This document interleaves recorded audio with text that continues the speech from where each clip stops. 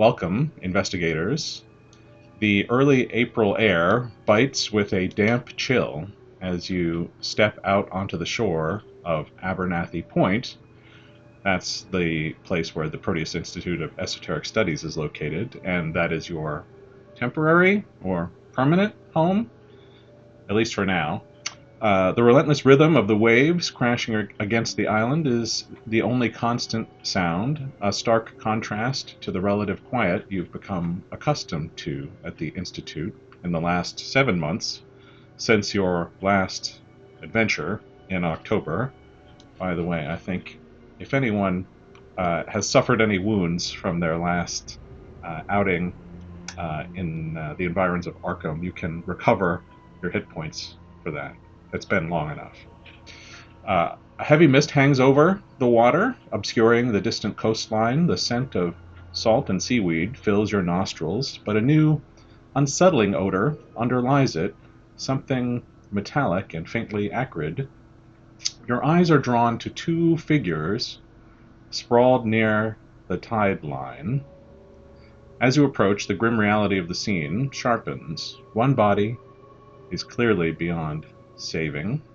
It lies twisted and broken, a gruesome tableau of torn flesh and exposed bone. The remnants suggest a savage attack, and the partial consumption of the remains sends a shiver of revulsion down your spine. Guess what? In a moment, I will call for a sanity roll.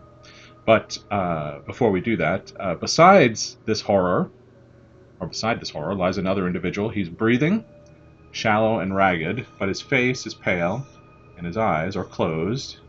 He's soaked and shivering, dressed in simple seaman's clothes. Attempts to rouse him yield only incoherent mumbles, a jumbled mess of sound that offers no discernible words. Not far away is the broken wreckage of a small boat. The scene speaks of a violent encounter, a tragedy played out on your doorstep, shattering the fragile peace of Abernathy Point.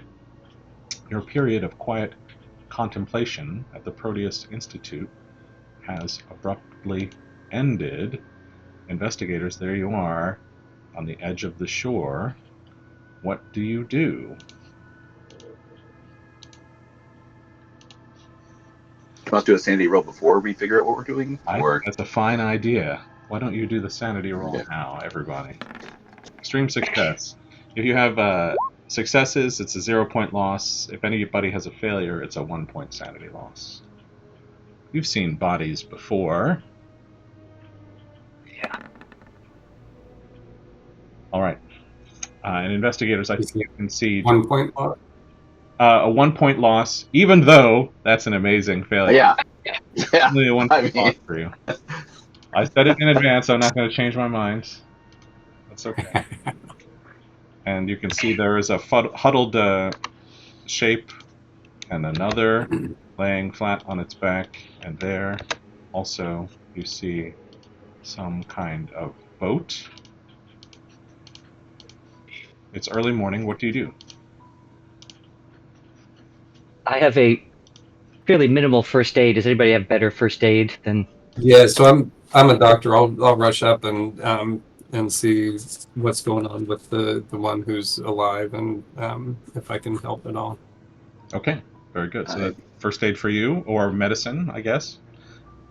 Everyone else. I'm military medic guy, so I also have a bit of first aid. Since he's going to do that, I will go look at the body, since I figure all right, that maybe that first aid skill will come into play. Very good. Okay, so I'll look at the boat. All right, very good. So we have the medicine roll, which is a hard success, and then let's see, Pinkard, are you assisting with first aid or something like that, or looking at the other body, or anything else? I was looking at the other. Looking at the other body, but I'll do a spot hidden before I get too close to it. Okay, very good. Spot hidden there. And then we'll also have Steinmetz do his spot hidden for the boat. Okay. We're off to a good start here, guys. This is excellent. Okay. So, Akins, you're looking at a blonde man, maybe in his mid 30s. He's dressed in some kind of seaman's coat. He's got blonde hair. Imagine him wetter than you see and paler than you see here in this picture. He is barely hanging on. If he doesn't get medical help very soon, hypothermia will probably kill him. Last night there was a big storm on the water between Abernathy Point and Arkham, and he must have washed ashore and perhaps been in the water for quite some time. He doesn't have long to live if you don't get him into some kind of treatment very soon. Pinkert, you're checking this other body. So this is a man about the same age, rolled over onto his stomach somewhat. You can see a little piece of metal jutting out underneath the shoulder that's closest to you, but you also see on the right side of his body, his arm has been mangled, partially eaten. He is covered with scratches and has clearly lost a lot of blood. You think he has been dead for hours. Steinmetz, you go to look at the boat. You step onto a rotten plank and you sprain your ankle, and you take 1 point of damage. You'll be slowed down a little bit, but you can see that the boat itself is mostly empty. I'll give you this. There is an open suitcase with some papers. You can tell that some have already fluttered out and blown off in the breeze into the water. You might be able to save the remainder with a successful dexterity roll.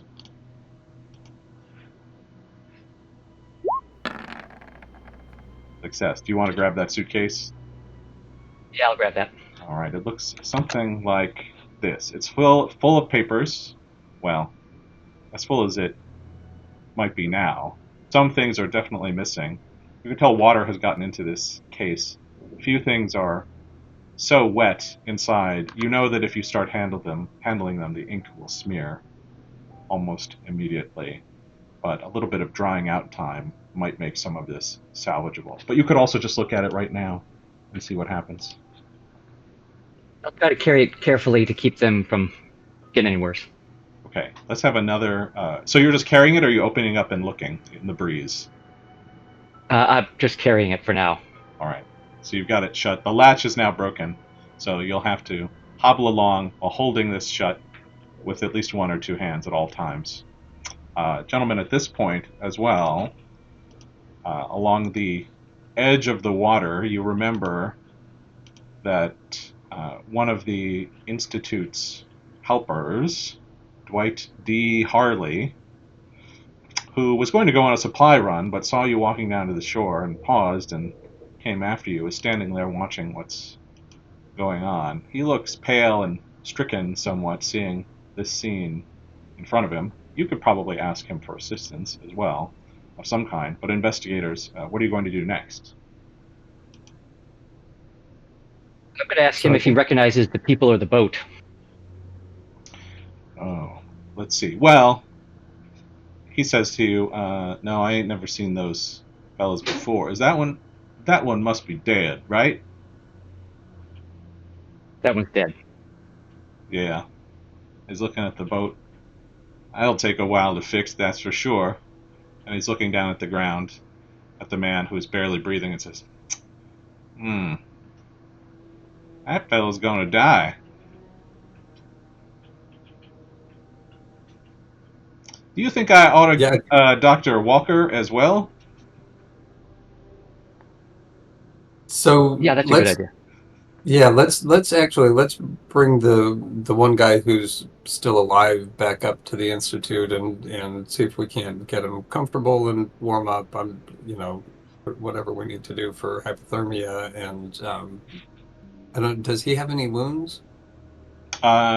You can't tell yet without sort of ripping the coat off of him and taking a look at him right there on the shore. You could do that if you want. I'd say let's bring him back to the institute and.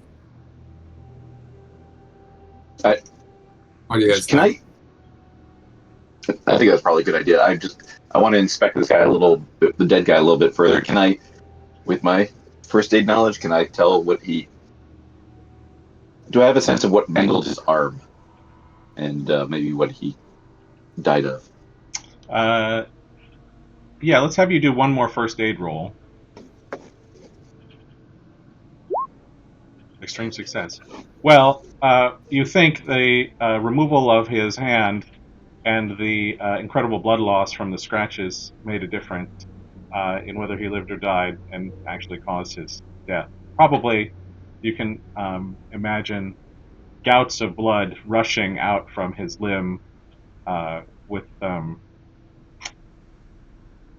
that big kind of gouged wound in his arm, just spurting blood out.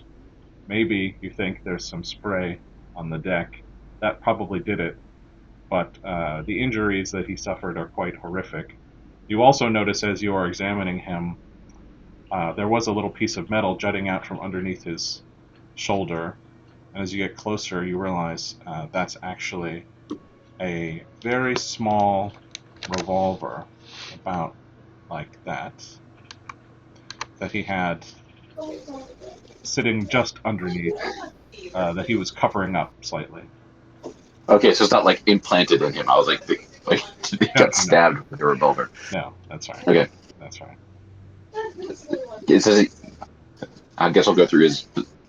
I might grab that and go through his possessions, maybe a little bit, like pat him down, see if there's anything else funky.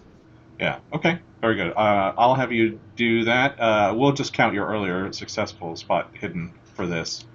So you do find a little receipt in one pocket. It looks something like this. For the Dockside Tavern, a meal, and something indicating a berth reservation for Abernathy, whatever that means. You're on Abernathy Point. I guess he knew he was coming here. Oh, by the way, I will tell you Steinmetz as well. You can see that there's a name on that Cape Cod catboat. You know that much. You've seen these before. It's the Mud Skipper. It's in bad shape. Are there any like compartments or anything on the Mud Skipper? Uh, Any little storage bins or things like that? it's a good question. Roll a spot hidden.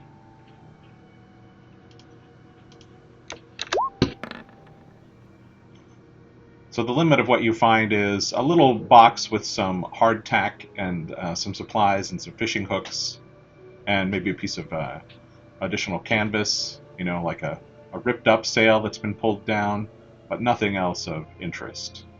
It's quite possible if the boat was tossed in the storm that anything else might have just um, flown off in the wind and in the spray. Is there any danger of the boat like floating away, being pulled out to sea? It's quite possible, whenever high tide might be. I'm not sure when that will be. We'll roll dice to figure that out. So let's do this, actually. We'll have Pinkert roll a 1d6, and that will tell you how many hours until high tide, which will carry the boat away. In the meantime, everyone, Dee has run away to go and get help from Dr. Walker. She's coming down along with Dee. He's given her a little bit of a briefing. 1 hour. You've got 1 hour until high tide sweeps the boat away, everyone. Dee is coming down with Dr. Walker. They have a stretcher as well. She has a look of urgency on her face. She's prepared to help you all. Investigators, what do you do next? Is there just for the record? I'm keeping the handgun I found on him. Okay. Pop it in your pocket or something like that. Yeah. Then I'll go see if there's a way of tying down the boat, or is there anything we can attach it to? Yeah, there is an anchor, so you could reach in and grab an anchor and try to secure it to some rock. You could also try to push the boat farther onto the shore to get it away from wherever the tide might drift away. Let's say, do you know anything about boats? Anyone? No. No. I wish I could say yes, but Okay. Well, you have some choices. You could use strength rolls to push the boat farther. You could do a luck roll to see if the anchor will hold I'd say later. But I'll wait first. to have you do that roll in 1 hour of game time. I was gonna try pushing it a bit now if possible. Okay. Just cure it. I'll try strength. Okay. Go ahead and try your strength roll. So I don't have much in terms. In fact, I have very little strength. But you want to get other folks to do I could help to push the boat? You could try. Sure. Can I push that roll? Yes, you could. If you fail, you probably will injure yourself. If you fumble, you're going to break a limb accidentally. One of your own, I mean. Okay. Nice. Yes. Okay. Very good. So you put your shoulder to it. You know, it's a little harder than you thought. There's a lot of friction there with the sand, the wet sand, and the boat's a bit heavier than you thought. That's hard, old wood. You get your shoulder behind it. You push it up higher and higher. You get it maybe even onto a flat bed of some rock, so you know it'll be a little more solid, and less of the sand underneath will go away as the tide comes in and out. And you also grab the anchor and maybe find some kind of hard purchase for it to grip into, and you think this will probably do it.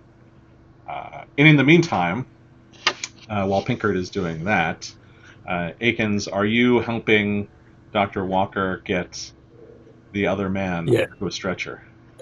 On the stretcher and back to the institute. Yeah. Okay, very good. We'll not have you do any special roll for that. There are enough of you to make short work of it. We'll just let Steinmetz do anything else, one more thing if you want to, before you all start on your way.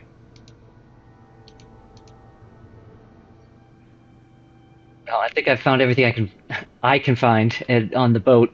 So no, I'll just take the suitcase up and start trying to lay out the papers, get them dried out. All right, very good. Let me just get everything organized over here. So as you might recall, let's see. Actually, one more thing, Columbo style. Looking around at the sand, do we see any other tracks or other evidence of what happened? Oh, do you want Tracks to do of you can do creatures? a spot hidden roll for this. All right. All right, I'm gonna luck that. You're going to push some luck. Okay. Or you use some luck. All right, 10 points of luck. The sand is very flat in most places, but you are looking at the sand between the two bodies. The man who has been mangled and the one who still seems to be intact. And the sand between the two of them is disturbed, as if one crawled toward the other, perhaps, and then crawled away. You don't see anything else? No other tracks? Nothing unusual? Okay. All right. So this is what we'll do for a moment. We'll just have you enjoy the view of the island overall. You may remember this from before. Of course, you've been here for about 7 or 8 months at this point, so you know the island fairly well. This is the shore you're on, and you've got Dee there with Dr. Walker. He is helping her and you, Akins, move the body that's alive. By the way, is anyone doing anything with the body that is not alive? We should probably bring him in too. Yeah. Maybe we should Don't wrap him leave up it in up. his tail and bring him up. Who gets to do that? I'm too busy moving the boat. Good luck, guys. If I can come back out after I can't put the papers down or they're gonna blow away again. But I can come back out after I stow the papers in the house. Okay. That's good. We can plan to have you. If Pinkert will give me a hand. I could, yeah. I'll give it a hand. Okay. All right. Very good. Just give me a moment here. I'll make sure that everybody's kind of in the right place. Actually, I'll just move you over now to the first floor of the Proteus Institute. You can tell me if this map is showing up properly for you. I just want to make sure that I also move Dr. Walker over here as well. So you've kind of made your way up. Yes, is that showing up properly? Yeah. All right. There are a lot of shadows. I don't know if that's intentional. Oh, let's do this actually, since it's daytime, and this is not a mystery to anybody.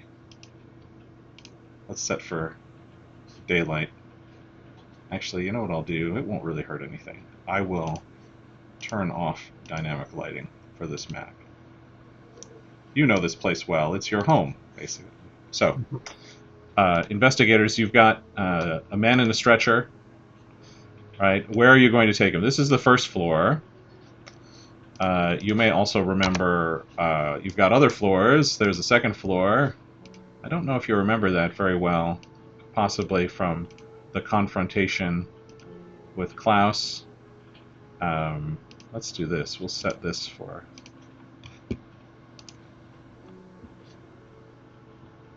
like that. And then, of course, there's the area with your bedrooms, you may recall. Let's just make this nice. So, where are you taking the man who is on the verge of expiration? By the way, on this floor, the third floor where your bedrooms are, the other side is the former sanitarium inmate wing. Second floor, here you can see there are some offices and a lab and some empty spaces. And then the first floor, if you look at this again, some common areas, the library, Dr. Walker's office on the right, some medical facilities on the left, usually for autopsies and so on, but you might be able to make some area over there comfortable. Where would you like to bring Which floors are the medical facilities on? Let's say the first floor over here on the left side, where some examinations used to be done back when the place was a sanitarium. So all of these rooms are examination rooms of various types. This was a therapy room. I'm only seeing the third floor. Are they seeing the first floor? Let me move you. I'm sorry. No, I'm only seeing the third floor as well. Here we go. There we go. These rooms over here are all okay.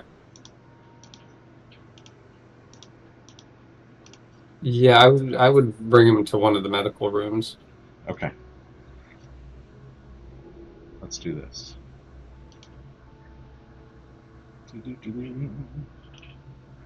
We'll put him on the map for you also. Okay, so this one maybe? Is that all right? Yeah.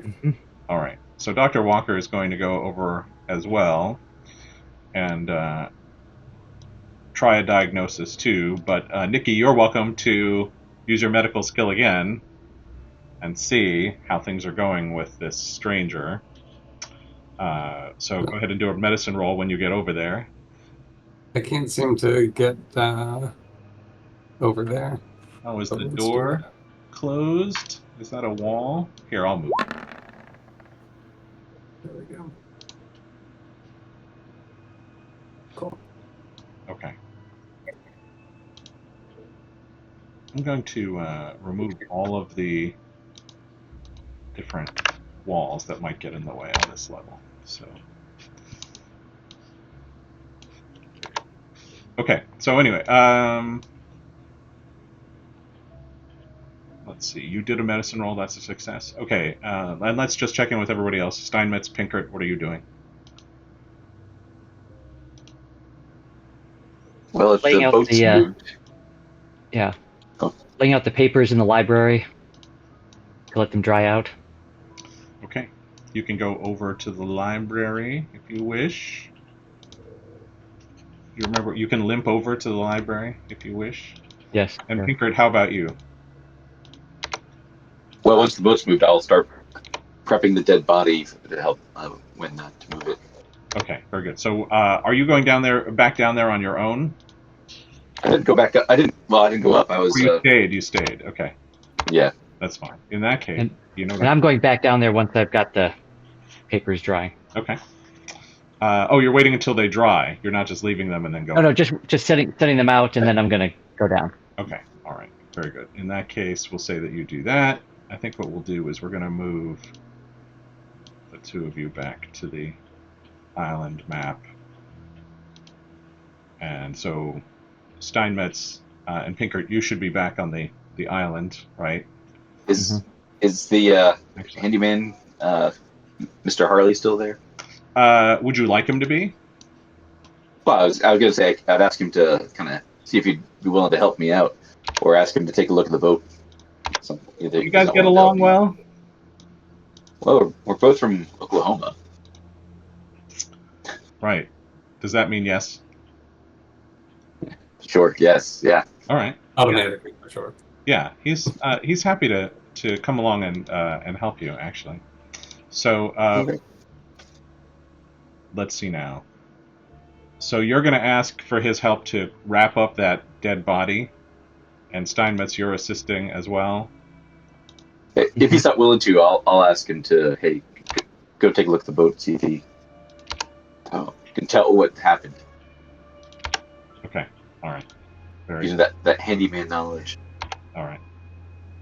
Very good. Right, because handymen know a ton about boats. I might have to have him do a luck roll or something like that. We'll see. All right, we'll come back to you in a second. Let's go back to Nikki. You're looking at that body, the live one. Dr. Walker is helping to remove the coat, which is woolen, and it would have been somewhat water resistant, but it's kind of waterlogged now at this point. So clearly, this man has been in the water. He is pale blue, basically, shaking and shivering, mumbling and muttering under his breath. I won't even have you call for a listen roll or anything like that because nothing that he says is coherent. He is at once freezing and also sweating. You take the coat off, and you can see there is some kind of lettering inside indicating the ownership of the coat. You just see a last name, Ellis, and that's it. The man's wearing pants and boots and an undershirt as well. You know, all of that is wet and soaking, so Dr. Walker and you were very quickly kind of taking all those wet clothing items off and putting something else warm on. Maybe you're getting some sort of like heating pad or something like that. You see her go over to a cabinet, pull out some sort of medicine in a syringe, and set it aside. Uh, she said, "We might need this later," but she doesn't clarify in any way what it is. And if you ask her, she just shakes her head. So that's what's happening in your room. In that,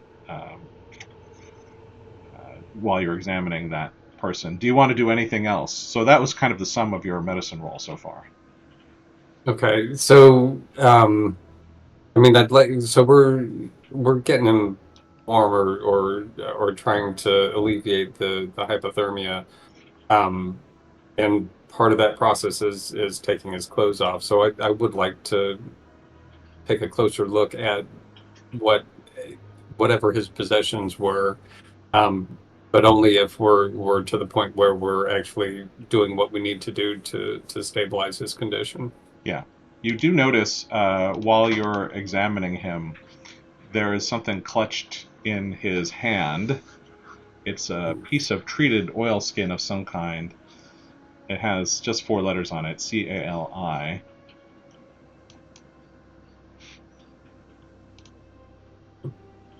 Maybe he's a big fan of LL Cool J. He's going back to Cali. I'm sorry. Yeah. Quite possible. That's quite possible. Now, next, those of you down on the shore, I'll tell you this actually, Pinkert, while you're talking with D, and you ask him to sort of check out the boat, he comes back to you, and he's got a couple things in his hands. But first he says, I can't quite tell. There's no hole in the hull.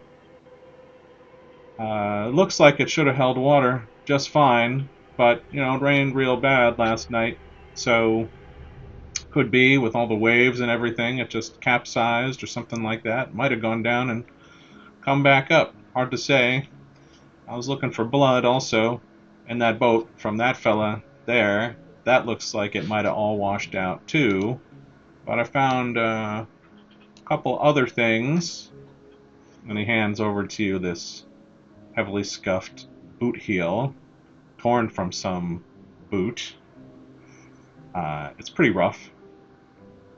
And you look now at the foot of the dead man, and it looks like he is missing a boot heel.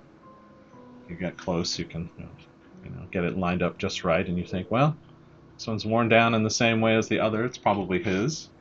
And then there's also a small kind of iridescent scale, roughly the size of a fingernail. It has texture that doesn't seem to be quite right to you. It's not fish, it's not reptile. It shimmers with a kind of an unnatural deep green hue when it catches the light.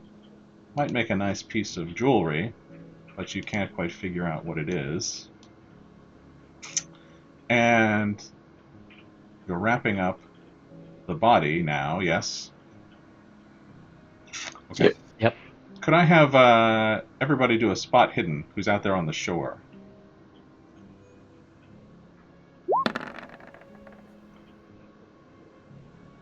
Alright, so not Steinmetz. Okay. Alright, I'm gonna luck that one again. Okay.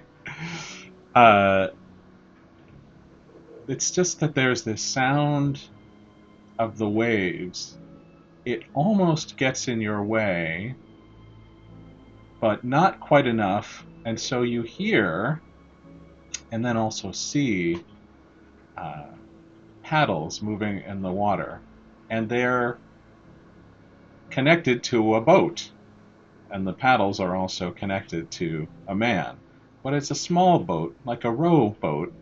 You kind of see it just at the edge of your vision, and you hear the paddles moving almost too swiftly in the water.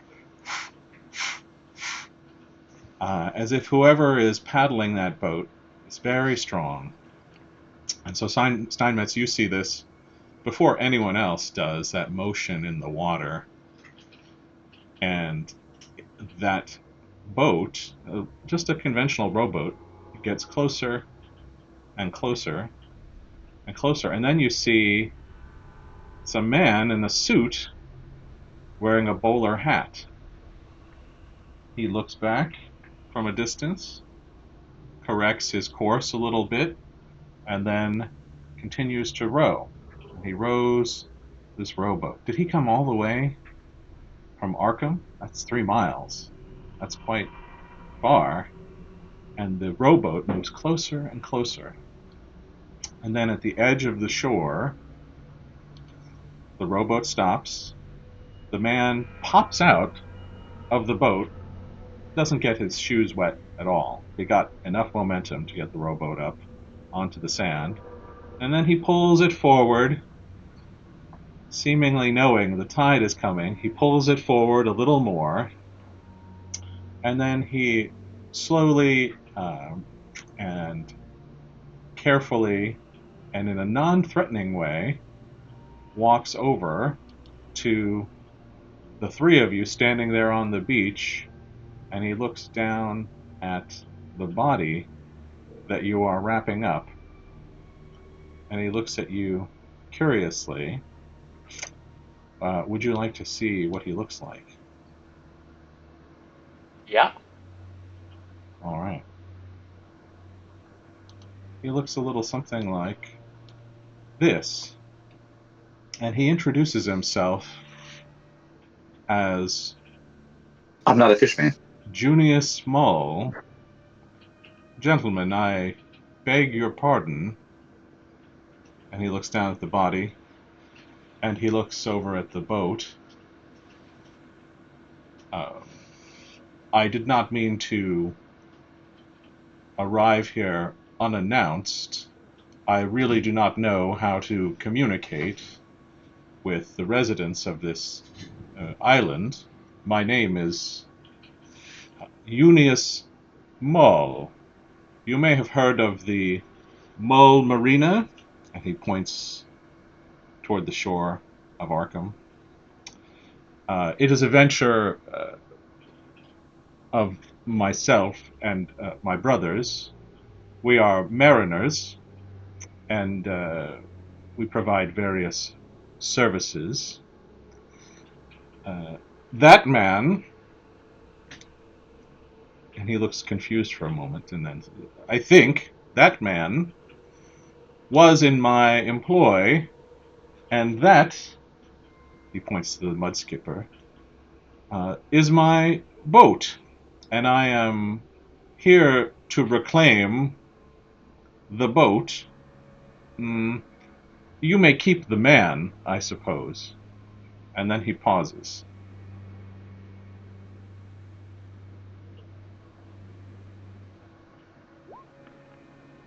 So who is this? Who is this man? And do you know who he offered passage to? Yeah, Do you have any sympathy for the fact that your employee is dead here? well, to be honest, he was rather a drunkard and a troublemaker and also a thief. Captain Ellis was in my employ for some weeks, but he was extremely unreliable, taken to drink, and the only reason I even know to come here after he stole my boat is one of my other employees overheard him at a bar in Arkham negotiating to help someone get a passage here to your island. But Captain Ellis, he says, was fired about 2 days ago, and he does not own his own boat. That one, and he keeps slicking his head to the side, that one is mine. So I do not know what arrangement he made. I lay no claim to him at all.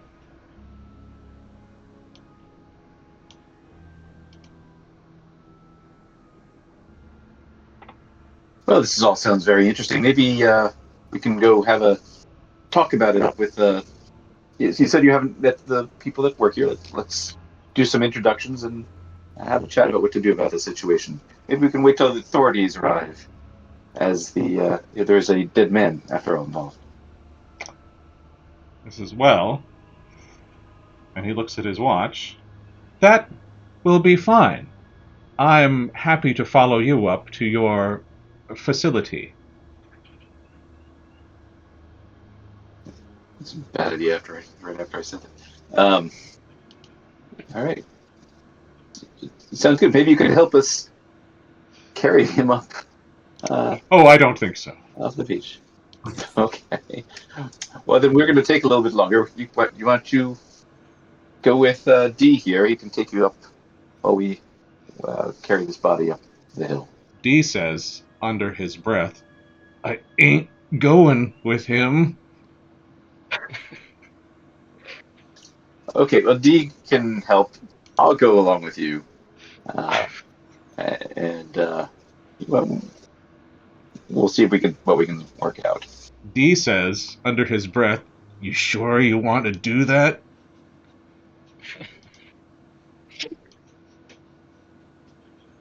We'll leave you down there on the beach to think about it for a moment, and we'll go back up to,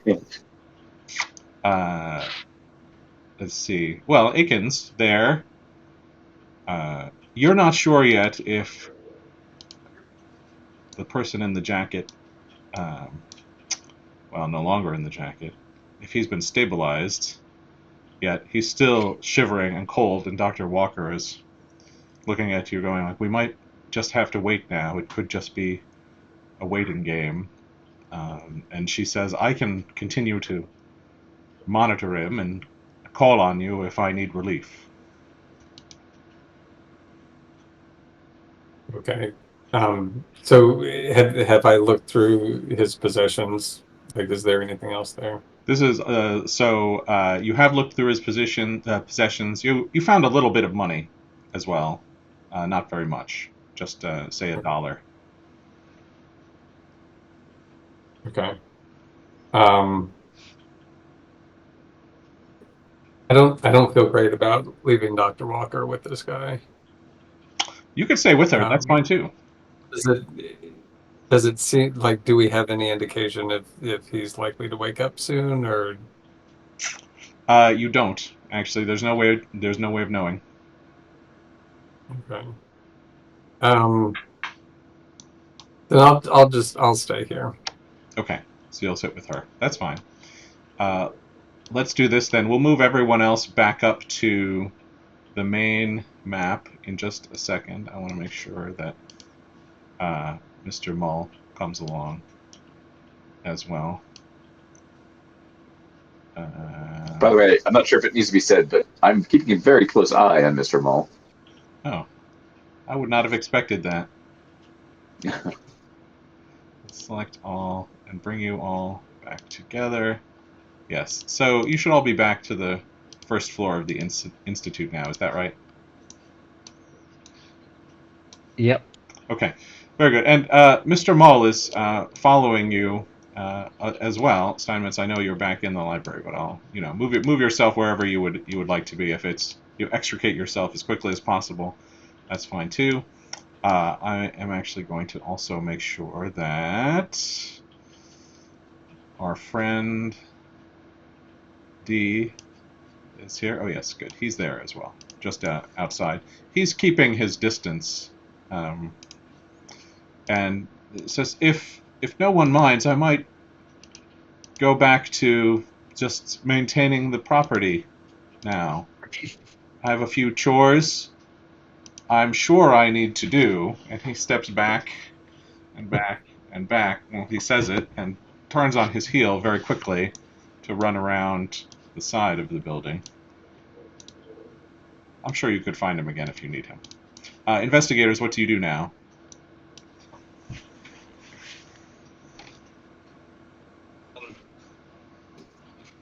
I guess I could make some small talk with Unius Mull, ask him if he's a native Arkham,ite or has he been lived here all his life?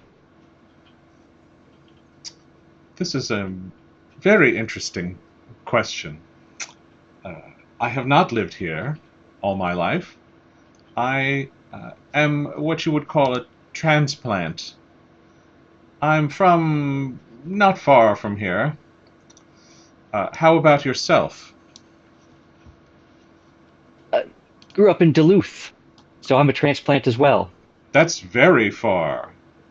Why would someone come all the way from Duluth and then to Arkham and then to be on this little island?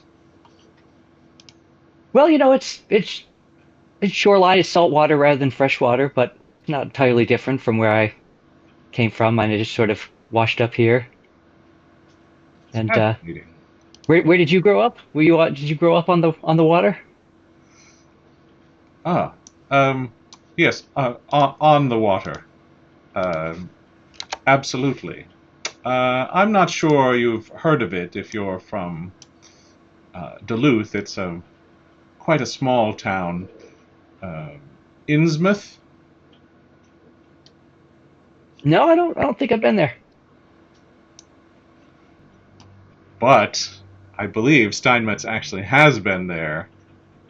I think it was Doctor, my other one. Oh, I'm not sure Babington? Steinmetz. I think it was Babington was in that one. Yeah, That's a close. yeah. Okay, very good. I think none of the rest of you have been to Innsmouth at all. Nope, Yeah. Very good. And unfortunately. So Mr. Mull, while he's talking to you, unless you stop him, just starts strolling into the Institute and looks around the lobby. This is quite well maintained. What is it you do here? Oh, it's a scholarly institution of study and, Research. research. Fascinating. You're, you're, you don't strike me as a mariner. You sort of strike me more as a banker, Well, the way that you I'm a are dressed. businessman. That's Oh, that's all. You should see my brothers. uh, so the boat. I mean, we don't really have any further use to it for it, but we're a little worried that the authorities might want to have a look at it.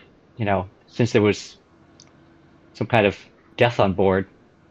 Um, but also, we don't know if you're the person. I mean, we don't really have any proof that it's your boat. Yes, yes, of course. Well, I suppose you could go and look at the plate on the small bridge that says "Property of Mull Brothers." If you find that, maybe that will be sufficient. I did not realize that that was your main concern. I could have saved you quite a bit of walking, but I'm happy to wait here while you go and verify. And he moves over to the couch and sits and crosses his legs.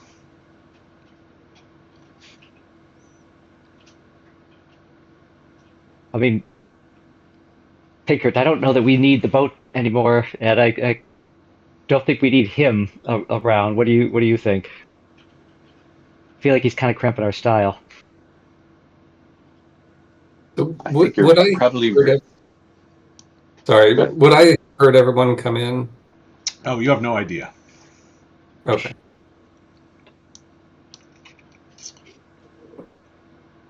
Right. Well, I mean, that's. God, I can't remember who's in charge. Not the doctor, but who's who's in charge of Who's in charge of what? not the Proteus Institute. Oh, it's Uh, all of you, Dr. Walker? but I also think it's an anarchic collective. Yes, Oh, Dr. Walker is she's the administrator. But while you're all thinking about this and talking about it, someone calls out from the dining area, "Lunch!" And it is Cesar Carrillo,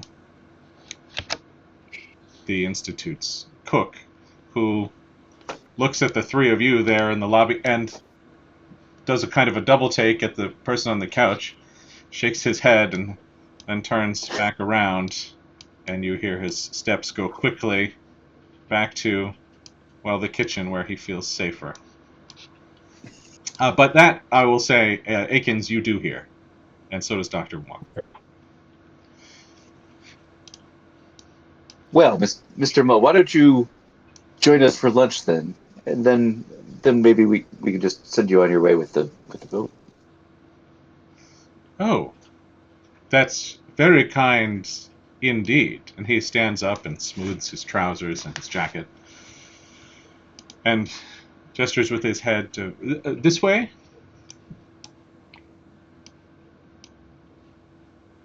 Uh, Yes. yeah, yeah. I'm gonna go and advise Nikki of what's been going on, get him up to speed. Okay. And Pinkert, what are you doing? Right. Think of uh, what this guy is. So I'm just, I guess, just trying to continue the small talk. All right. And he says, "And where are you from, sir?" Oklahoma. Yeah, it's quite landlocked, isn't it? It is, but I've been at war, and I've been around a bit. Oh, oh. Well, thank you so much for your service. Are you a war hero? I don't think I'm no hero, but I'm still breathing. Yes, yes. Well, good luck to you. And he keeps walking, and he walks over to the kitchen. He doesn't quite know the protocol.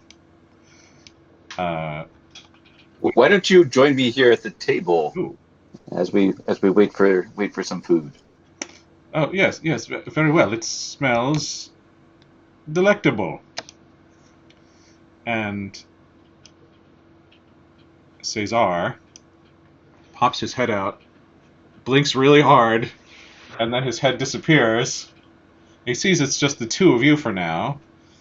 And then he comes back out with a small tray, which has uh, two lobsters and various accompaniments. And he says, just freshly caught. And he looks at you, Curtis, and sir, he says, and Cesar is very artistic with the food and the presentation, and Mr. Mull is quite delighted and appreciative and very polite. And this is a feast, sir. Truly, you are an artist. And uh, Cesar has this expression on his face that shows that he is both pleased and afraid. And Pinkert, you see out of the corner of your eyes a face at the edge of the glass near the dining room. It's the gardener, Asa, who looks at you, lock eyes, shakes her head, and then walks away from the glass, and she disappears. Let's move back. Akins, you're with Steinmetz. Now, with the man on the table and Dr. Walker, he is unconscious. He has stopped mumbling. He might be resting. He might be dying. Hard to say. What are you doing? So I think we ought to get back together. But are there like restraints that we can put this? Like we don't know who this guy is. Can we strap him down or something? You're going to have to go find something, but in the room next door, there are some leather restraints and cuffs attached to an examination chair they used for therapy when the institute was a sanitarium. So you could go to the Right. room So next door and get those restraints and try to rig something. yeah, I would do that. Okay. Very good. We'll say that you just do it. And then what are you doing next? Dr. Walker is a little bit concerned as you do this, but, it's not the strangest thing she's seen here, certainly, and it doesn't get in the way of caring for this man who is unwell, so Right. she's fine with it. So if he's in a good enough condition, I say we go back to the dining room and see what's going on with the other folks. Okay. Leave Dr. Walker there. All right. Very good. Steinmetz and Akins, you can go back. You'll see Pinkert engaged in a not lively at all conversation with Mr. Mull. It's actually rather awkward and fraught somewhat. Pinkert, you notice that Mr. Mull doesn't blink as often as you might like. Cesar sees the two of you come in. It's like, oh, thank goodness. Okay. And he brings out lunches for all of you. You could all sit at the same table if you want.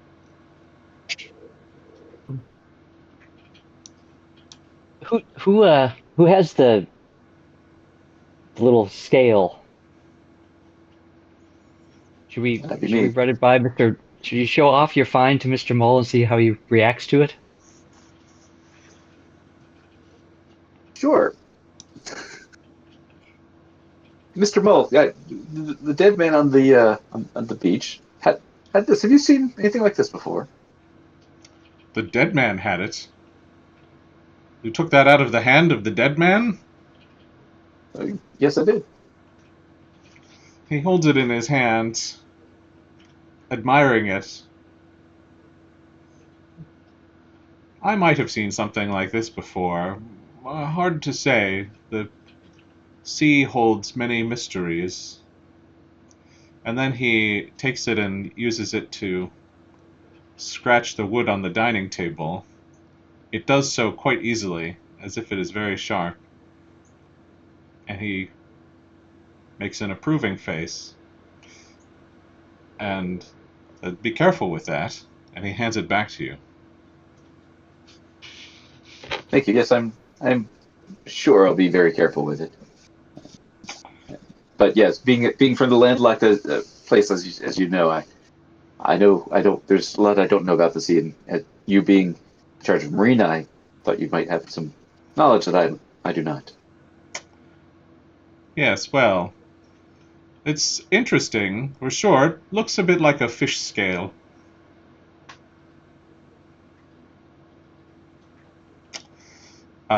You notice he's not eating, by the way. Is there something wrong with the lobster? I thought you looked. I thought you were very interested in it. Cesar is looking at him, but he's just served the two of you and he leaves, and then he leans over to you, Pinkert, and says conspiratorially, "It's a little overdone for my tastes, but I did not want to offend the chef."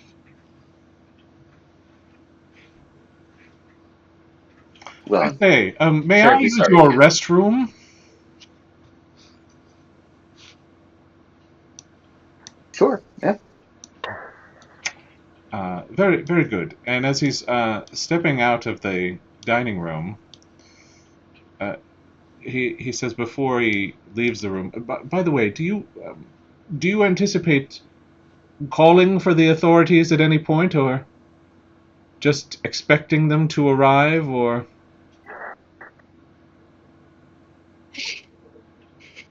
Oh wait, are you muted? I can't. I had my friends probably did that already when they came up ahead of us. Ah, very good. And he turns and is it this way? Uh, I'll, sure, I'll show you to it. I'll walk. Or Or you should, yeah. you walk. Yeah. I'll show you quickly to it, and then I'll join my companions. All right.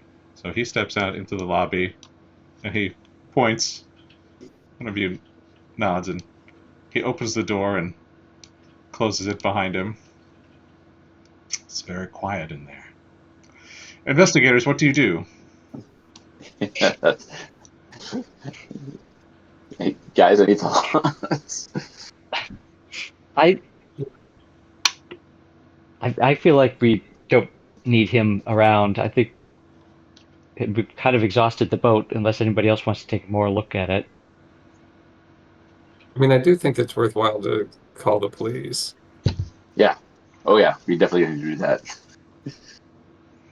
And Yeah. I think while we call, like, we can ask, okay, there's this guy here, Mr. Mull, who says this boat is his, but we don't know that. Is there anything that they have reported, or just try to see if we can get any more information on him?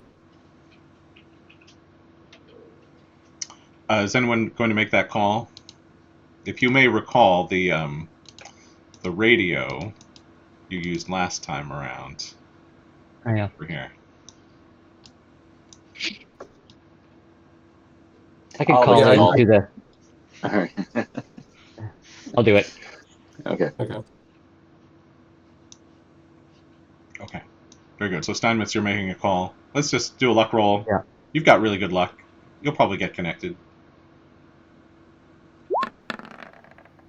You'd think. You would think that. It's just they're busy or they're static or something like that. The Bad format. atmosphere, the storm from last night, it's just This is what happens. not quite clear enough.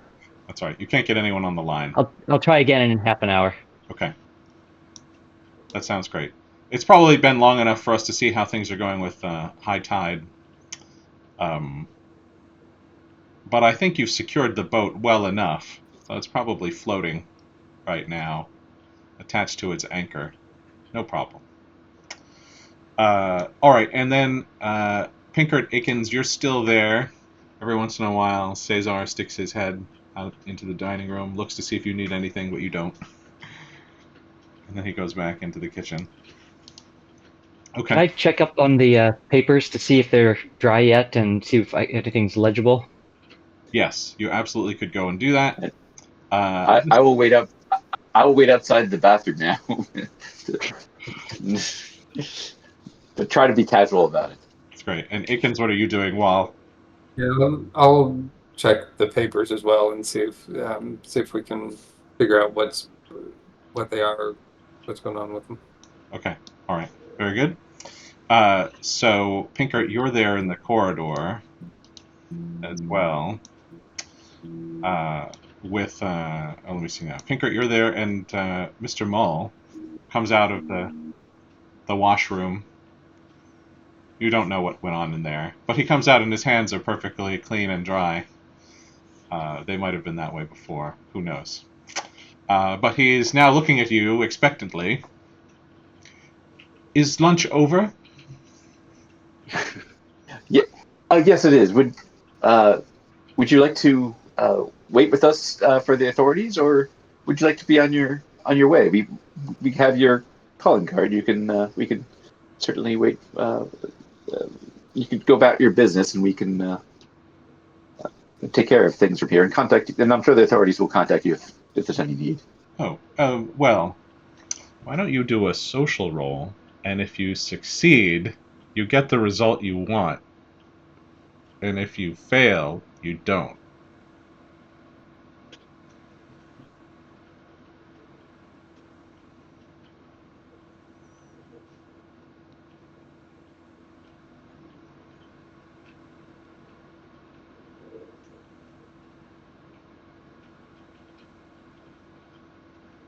I'm looking at all my different social options. Nope, not good at that. Nope, not good at that. This is not my thing. This is not going to go well. I guess psychology. No, it's Yes, I can fast do. talk, or charm, What? or persuade, or intimidate.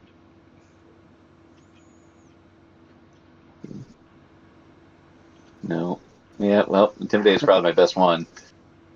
Here it goes. Hmm. How much luck do I have? I'll use. Wait. Yeah, no, I'll use some luck on that one. So you'll use 17 points of luck. What was the result you were looking for? That he'd be like, okay, and be on his way. All right, so you're using 17 points of luck for that. Yes. Hopefully, it's not a horrible idea.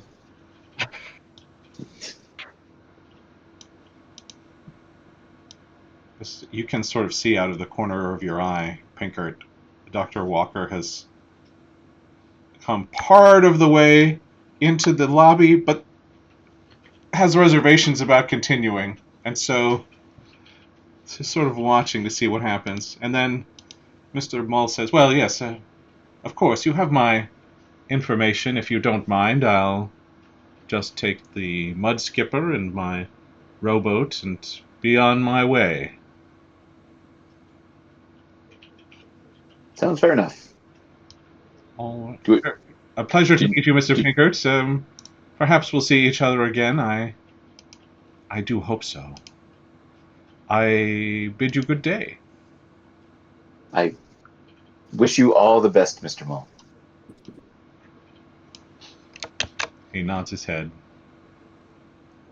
He doesn't blink. And he turns and he walks out the front door.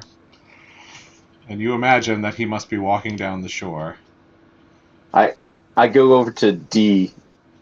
Do I know where D is? I want to tell D to just keep an eye out. Don't get too close, but keep an eye. All right. Well, let's say that you see D over here, peeking around the edge of the building.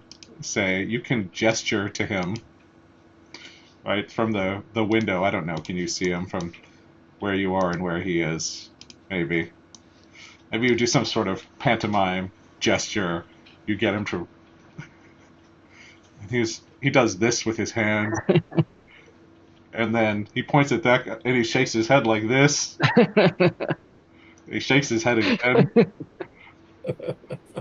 He looks up like this, and then he sort of starts trudging, like a child told to do something he doesn't really want to do. and clean his room. But you watch him disappear down the path leading to the shore, following Mr. Mull. All right, and Dr. Walker has come into the foyer. That fellow's still out cold. Um, that gentleman seemed rather odd. Something fishy about him?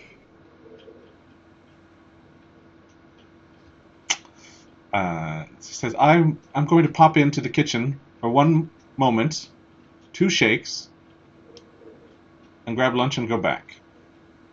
And she does that. And the rest of you investigators, you are in the library looking at the drying papers. Let's see how we've done. Who has the best luck? We probably do. I've got 78, though it hasn't been helping me. There you go. Oh, that's pretty good. Okay. You're starting to look through the papers. Some of them are drying out. Some of them are not quite as dry as you might like for handling. You spread a few of them out a little bit more. The first one that seems worth handling and not damaging, or that it's ready for that, is this, a letter of introduction. Perhaps, Steinmetz, you could read that out. All right. There's. To whom it may concern at the Proteus Institute for Esoteric Studies, Abernathy Point. Greetings. This letter serves to introduce our trusted associate, Mr. Alastair Finch, who is traveling to your esteemed institute. Mr. Finch carries with him certain materials that we believe will be of mutual interest and benefit in our shared pursuit of knowledge and the safeguarding of our world from darker influences. Please extend to Mr. Finch all necessary courtesy and assistance. His insights and the information he possesses are of considerable value.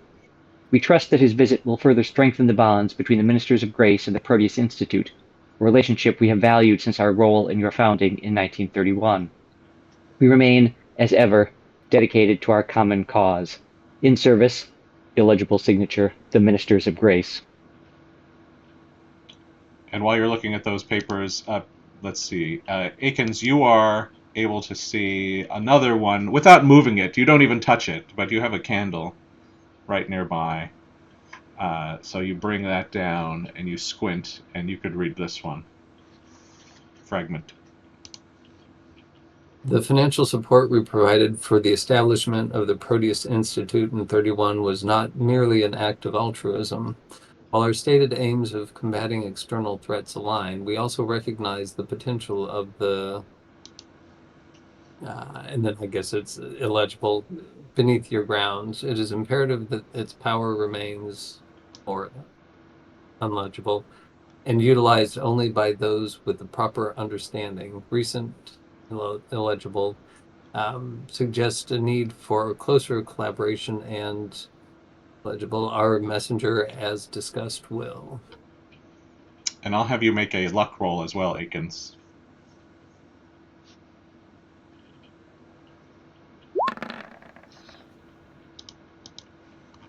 All right, extreme success. Very good. That means that you are able to, now that you've got a handle on the handwriting in particular, and are able to kind of figure out, well, how can I decipher some of this wet ink?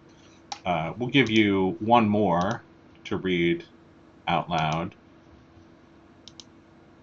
This appears to be a brittle handwritten document. Its ink faded but still legible. The paper bears a faint watermark of a stylized compass rose. Around the symbol are the Latin words Quobus Modo. By the year of our Lord 1597, a number of individuals within the loose intellectual and philosophical circle known informally as the School of Night grew increasingly concerned with matters extending beyond the realm of earthly politics and scientific inquiry. While figures like Walter Raleigh and Christopher Marlowe delved into the arts and statecraft, a smaller, more clandestine faction led by the enigmatic scholar Dr. Elias Ashworth, alongside the ambitious natural philosopher Lady Anne Fairfax and the astute diplomat Sir Thomas Cargill, believed that true understanding and protection of England lay in comprehending and, if necessary, manipulating forces unseen. This faction, fearing accusations of hearsay and darker affiliations, formally established themselves as the Order of the Graceful Guardians in that very year, 1597. Their initial goals were twofold. First, to study esoteric lore and hidden knowledge that they believed could safeguard the realm from spiritual threats and worldly enemies alike. And second, to act discreetly as protectors, intervening in events where dark influences threatened to destabilize the natural order. To achieve these aims, the founding members cautiously began to experiment with what they termed sympathetic magics and to delve into ancient texts, seeking to understand the fundamental forces of the universe. It was not long before they encountered whispers and fragments of knowledge hinting at entities and powers far older and more potent than any earthly sovereign. While their initial intention was to harness these nascent understandings for the greater good, for the defense of crown and country, the inherent risk in meddling with such forces was immense, and the line between guardian and corrupted became increasingly blurred with each passing generation. Over the centuries, the Order of the Graceful Guardians, seeking a less ostentatious and more subtly influential moniker, eventually became known as the Ministers of Grace. Their foundational belief in using even dark means to achieve righteous ends, a dangerous philosophy born in the shadows of the School of Night, has persisted to this day.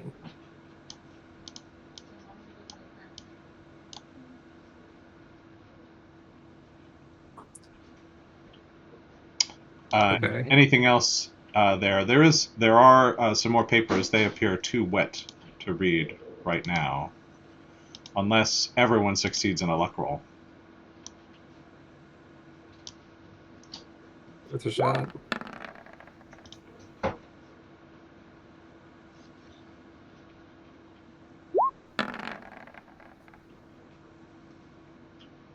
Okay. Is that everyone? That's everyone, right? Yeah, That is everyone. All right. Well, couple hard successes and a regular success. That's not bad. that's pretty good. All right. So we'll have. I guess we'll have Pinkert. There's one more. It's just dry enough. Whispered All right. across the globe. This is a collection of notes and partially completed lists, seemingly compiled by someone with an interest in secret societies. Some entries are more detailed than others, and connections are sometimes indicated by lines or question marks. Selected secret societies. Fragmentary overview. The Ministers of Grace, United Kingdom. Formed in 1597, originally Order of the Graceful Guardians. Goals. To safeguard the world by understanding and subtly manipulating esoteric forces. Known connection to the founding of the Proteus Institute, 1931. Rumors of utilizing dark powers for perceived good. The Proteus Institute for Esoteric Studies, Abernathy Point, USA, established 1931, publicly an institute for research into the unusual, secretly, note possible alliance with the Ministers of Grace, shared interest in esoteric studies. The Cthulhu Cult, global, a network of seemingly disparate cults, all worshipping Great Cthulhu, communication between groups uncertain. Some may be guided by enigmatic, deathless masters. Goals vary. Some innocuous, others perform horrible acts to hasten Cthulhu's return. Note: potential widespread threat. Are the Ministers of Grace aware of these groups? Do they consider them enemies or potential tools? The Esoteric Order of Dagon? Innsmouth, USA. Focus on worship of deep ones. The Society of the Angelic Ones, California, USA. Founded in 1919, led by Wilma and Elsie Cartwright. Publicly a religious organization, secretly involved in darker practices and potentially linked to Cthulhu. Known members include Elsie Cartwright, the Nephilim, and Wilma Cartwright, the Holy Mother. The Elevated Order of Morpheus, unknown location, possibly UK origins, involved with the Cthulhu idol. Sir Wendell Whitlock was a former member. Ernest Chillingworth also connected. Note: rivalry or shared history with Ministers of Grace. The Church of Perfect Science, USA, Chicago focus. Modern self-help cult with growing influence. Secretly a Cthulhu cult aiming to prepare humanity for Cthulhu's coming. Involved in strange phenomena and Project New Haven. Possible members include Harold Murray, COO. The Brotherhood of Really? Really? Unknown location. Seemingly smaller than it is, with members often unaware of each other, difficult to track. The Arkham Coven, Arkham USA, led by immortal Keziah Mason. Long history in Arkham, likely links to other foul cults, and Nyarlathotep. Nyarlathotep. Note, a local threat in the Arkham area. The Hermetic Order of the Golden Dawn, primarily UK, late 19th, early 20th century. Focused on Hermetic, Kabbalah, astrology, occult tarot, etc. Notable past members include W.B. Yeats and Aleister Crowley. The Order of Orpheus, Boston, USA.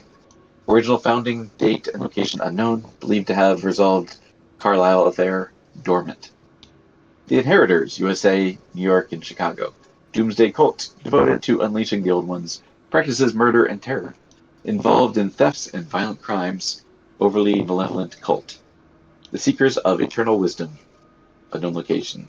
A cult society composed of elite members led by Klaus Sauerfeld. Pinkert, you read that out, All right. and you hear a hard knock on the door of the library. And Dr. Prudence Walker sticks her head in. She looks panicked, and she says to you, all three of you, "Is he in here?" And with that, investigators will take our 5-minute break. We'll see you shortly. Of course. Thanks for coming back. Dr. Walker has just stuck her head into the library where you were reviewing the correspondence you found in the suitcase that Steinmetz pulled off of the mud skipper. Everything's dry enough to read. That's the limit of what you're going to find. She's looking at the three of you, and she has just said, "Is he in here?" Investigators, what do you do? Who? The man we brought up, the man who we left in the man with hypothermia. Did someone move The him? man who we left attached? No? He is not there. All right. I have D looking all around the house for him right now. Wait, I've already been up to the D was second floor. supposed to be watching the other guy. He came back. He ran back in asking me if I needed him to do anything. As a matter of fact, at just the right time, and I did. He's up there somewhere. Oh, D. All right. But is there a basement in here? Oh, there is a basement. If D went up, maybe we should go down. Yes, there are 4 floors total. First, second, third, attic, and then there's the basement. So, investigators, are you splitting up? Yes. Before we go, I'd like to ask Dr. Walker if she saw him leave. Like, we strapped him down. Did she see how he? Did she see him get out? Could she figure out how he got out of the restraints? She says, I literally left for 5 minutes, grabbed a lobster from Caesar, and came back, and the restraints were on the floor, and the man is gone. And was this just now? Yes, just within the last 5 minutes. I've been looking all over the first floor for him. I didn't see him. And then I saw D and sent him upstairs. Okay. Yeah, maybe we check the basement.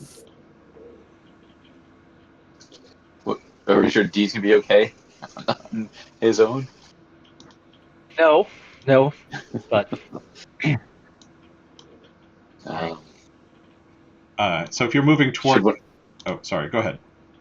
I just like should two of us go to the basement and one of us go make sure D's okay. Yeah, that sounds good. All I right. guess I will go make sure D's okay while you two go look in the basement. All right. Are you just going upstairs with All Dr. right. Walker or something like that? Yeah. You're going to drag her along with you? Okay. I think that's possible. She would permit it. So, if you want to move over to a stairway that leads upward, uh, we'll have you do that. I will show you the second floor in a moment. Just let me make sure that Dr. Walker is also there with you.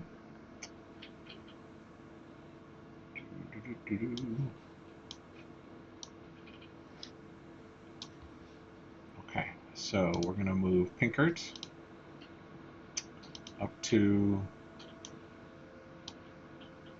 let's see, the second floor, if it will let me. Okay. So Pinkert, you should be on the second floor with Dr. Walker now. All right, and just as you both make your way up to the second floor, you see D running up the staircase to the third floor. And so we'll leave you there for a second. And those of you on the first floor, you're headed down to the basement, right? Right. Okay, so I'm going to move you over there. I'll just make sure that everyone's in the right place. And change these layers. All right, and so the way to access the basement, as you may have seen, there's a sort of a central stairway not too far from the dining room. It's a spiral. It goes down, down, down. And Steinmetz and Akins, you will be down here, I think. Yes, so you should see the basement now. Yes? Mm-hmm. Maybe? Okay. Yep. All right, very good. So this is where the furnace, laundry facilities are, etc. Hold on for 1 second, and we'll go back up to the second floor. This is where Pinkert, you, and Dr. Walker see D running up the stairs to the third floor now. What do you do? I can't see anything anymore. Oh, is it dark up there? Hold on. Yeah. Oh, wait. I don't even know where my character is anymore. Okay, hold on. Jonathan E. Let's do this. I'll try again. I know, so many maps. This is the best part, right? Hold on. Any difference there? Okay. Yep. Now I can see. Okay. Thank you. Very good. Okay. So I'm going to go. I'm going to shout after D. I'm like, D, did you see something? What's going on? And I'll kind of follow after. He yells from upstairs, I didn't see nothing on the second floor. That's why I'm going to the third floor. Try to follow him. All right, so you're running up to the third floor now. Yep. All right. I drive. Is Dr. Walker following me? Yes, but from a little bit of a distance, I guess I would say. The third floor is, and let me fix this. So we've got too many people up here, so I'll hide them. That is not anybody to worry about. Just, all the other players are up there. So Pinkert, you and D are now on the third floor, where on the one side of the building, you remember, are all of your rooms, and on the other side, that's the wing where all the sanitarium inmates used to be kept. You try not to go over there most of the time. And D is looking around. He's reached the top of the landing, and he's listening. And it's like, Dr. Walker said I should look for that fella up here somewhere. Not the fishy one, but the other one. The normal one. And so I said, yes, I would help. What happened to the fishy one, though, D? What happened to the fishy one? You should have seen it. And then he imagine this. The man goes out to the beach there, and I saw him walk over to that one boat, the mud skipper with the anchor. The one that you pushed up, so it'd be there's a little bit of a tide there. He's walking through the water. His shoes are getting a little bit wet. He looks kind of miffed about that. And I was there behind a bush like this, right? And he sort of hunkers down. It's like this, and I'm watching. And he goes into the water and he takes that anchor and he sort of takes it with one hand and he flings it back up into the boat. And he then he walks over to his little rowboat, takes a rope out of it, and ties the rowboat to the other boat, the mud skipper. He looks around for a second. He makes a kind of a whistling sound, like this, but better than that. And then I see a couple of shapes come out of the water. I can't quite make them out. I thought my eyes was playing tricks on me. The boat was kind of just in the way, and I saw a couple hands reach from the other side of the boat and kind of pull on it, and pull that boat farther into the water, and then I saw that feller just kind of jump into it, and then those shapes went away, and he popped a couple of them ropes and the sails came out, and he just sort of sailed away towing that rowboat, and he was looking back at the island the whole time, and I thought maybe he saw me. I almost felt like his eyes were looking right at me. And that's when I said, I'm done. And I ran back up here. That was great, T. I appreciate that. That was exactly what I was hoping you would do. Let's see if we can find this other guy. All right. Maybe I'll stand behind you. Which way do you want to go? Well, let's check out our place first. And when we have to, we can go to the other side. All right. You check all of your rooms. So you go through. Well, there's Ravenscroft's room and Dutont's room and Aiken's room and Steinmetz' room and McElwee's room and Burns' room. These are all in various states of tidy and untidiness, and we'll get into the issues with your housemates at some other time. But and you go into your room, Pinkert, and you don't see anyone. And D is right behind you the entire time. Nobody? He ain't up here? And he looks over in the bathroom. He ain't in the tub, you hear him shout. And then he also checks the upstairs living room. And he says, what about these rooms over here? And he goes over to this big, heavy metal door that is always locked. All right, let me give that door a try. Is it unlocked? No, it's always locked. You've never been on that side of the building, actually. You've just heard about it. I knock. You don't hear Hello? it. You're right next to Dr. No, by the way. Is Dr. Walker here? No, Dr. Walker did not come up to this floor. But she could, if you call her. Dr. Walker, do you have a key to this other area? Dr. Walker fishes around in her lab coat pocket, and she hands it to you, but from a kind of a distance. And then she just stands there. Well, I mean, it's locked, right? He probably couldn't have gotten in. But we don't know how he got out. Okay. I'll take a look. I unlock it. You unlock it. And that metal door makes no sound as it moves. It's completely quiet. Whatever oil was on that hinge is still there. It makes no sound. There's a white tile floor. And you can see the doors to the various cells, rooms, formerly occupied by the Sanitarium Inheritance. They're all clean and tidy, and the beds are made. It's neat. It's quiet here. And as you step, are you stepping into that hallway? You step into that hallway, and you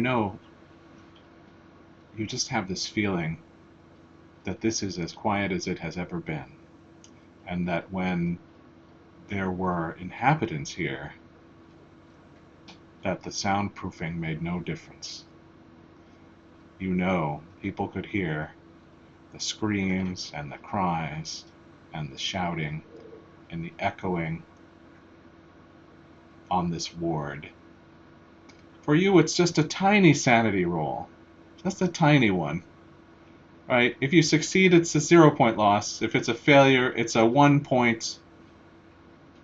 I'm in a place where I know bad feelings live, and they are carried in the air. 0 points. Just the creeps. You just have the creeps. The doors are all open. It's pure white. No one's been here. There's no dust. Just you. D is standing on the other side of the door, ready to slam it shut. He get any sign from you that something is wrong. Doesn't seem like anybody's here. Okay, let's go on out and we can lock this back up. All right, so you close. Wait, should I do a spot hidden? I should do a spot hidden. You won't find anything. Okay, all right, yeah, okay. So I go, I'll lock it up, and then let's go join the others looking in the basement. Dr. Walker asks for her keys back. All right, and then in the meantime, while all this is happening, Steinmetz and Akins, you are downstairs, and you're going into the basement. You've come down the spiral staircase. Yes. Mm-hmm. All right, so you are in an area of the facility that you inhabit infrequently. Right, so you know that there is a furnace. You know that there is some kind of laundry facility there. Some tables are folding, old furniture, and you know, as you stand down there, that thinking about where you first woke up here at the Institute, you know that your old bedrooms are right on the other side of this wall somewhere, but you can't see them from down here because that, of course, is a hidden wing that's only accessible through the file cabinet in Dr. Walker's office. So, Akins and Steinmetz, you're down here. What are you doing? Go listen in a spot So- hidden. Yeah, we're looking for the guy. All right. So you can do Start with the listen. listen and spot hidden.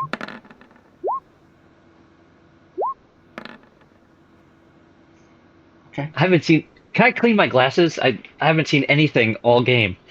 It's a problem. It's a problem. It's. I keep thinking there probably was something really important on that boat, but oh well now. You're just walking around in the dark, basically. There is a sound of air moving somewhere down here, but you're not quite sure where, based on where you're standing. So you'll have to keep looking around. All right, I'm going to turn on my flashlight and push that spot hidden roll. Oh, all right. I think that's permitted. Yes. In the meantime, what we'll do as well is we will move Pinkert down to this level so that you'll all be together. Dr. Walker is not coming down here, by the way. So, But D's coming. is he though? I'm really not sure about that. Let me make sure that I collapse everybody so you're all in one place. So the ribbon's right here. Okay, everybody. Okay, so everyone should be down here now in the basement.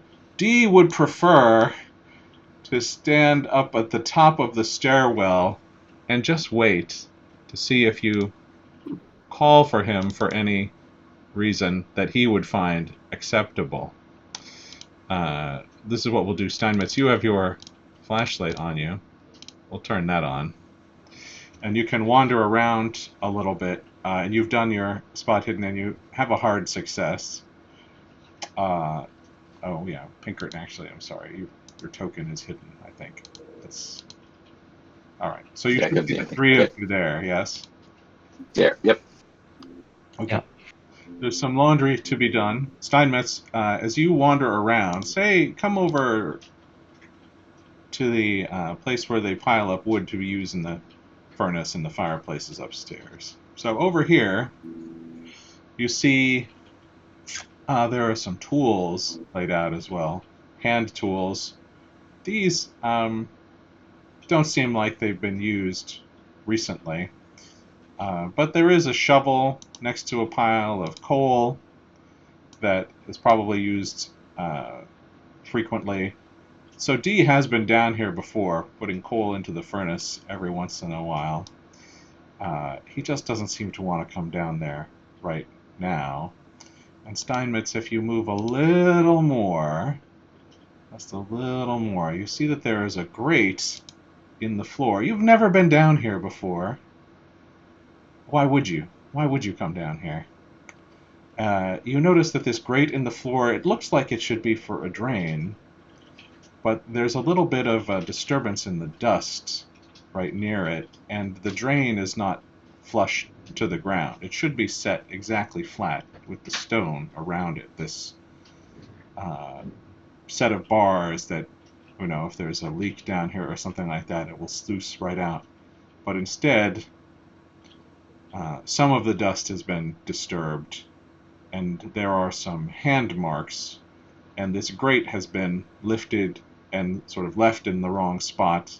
Maybe it's an inch off, something like that. What do you do? Can I shine my flashlight down the grate, see what I see? Yes. You look down inside the grate, and it seems to go down about 10 feet. There's kind of a tube that's sort of open, and there's something that looks like a rope ladder attached just underneath the inside of the grate that leads down.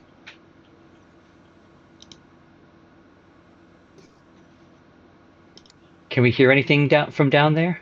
You can try a listen roll again.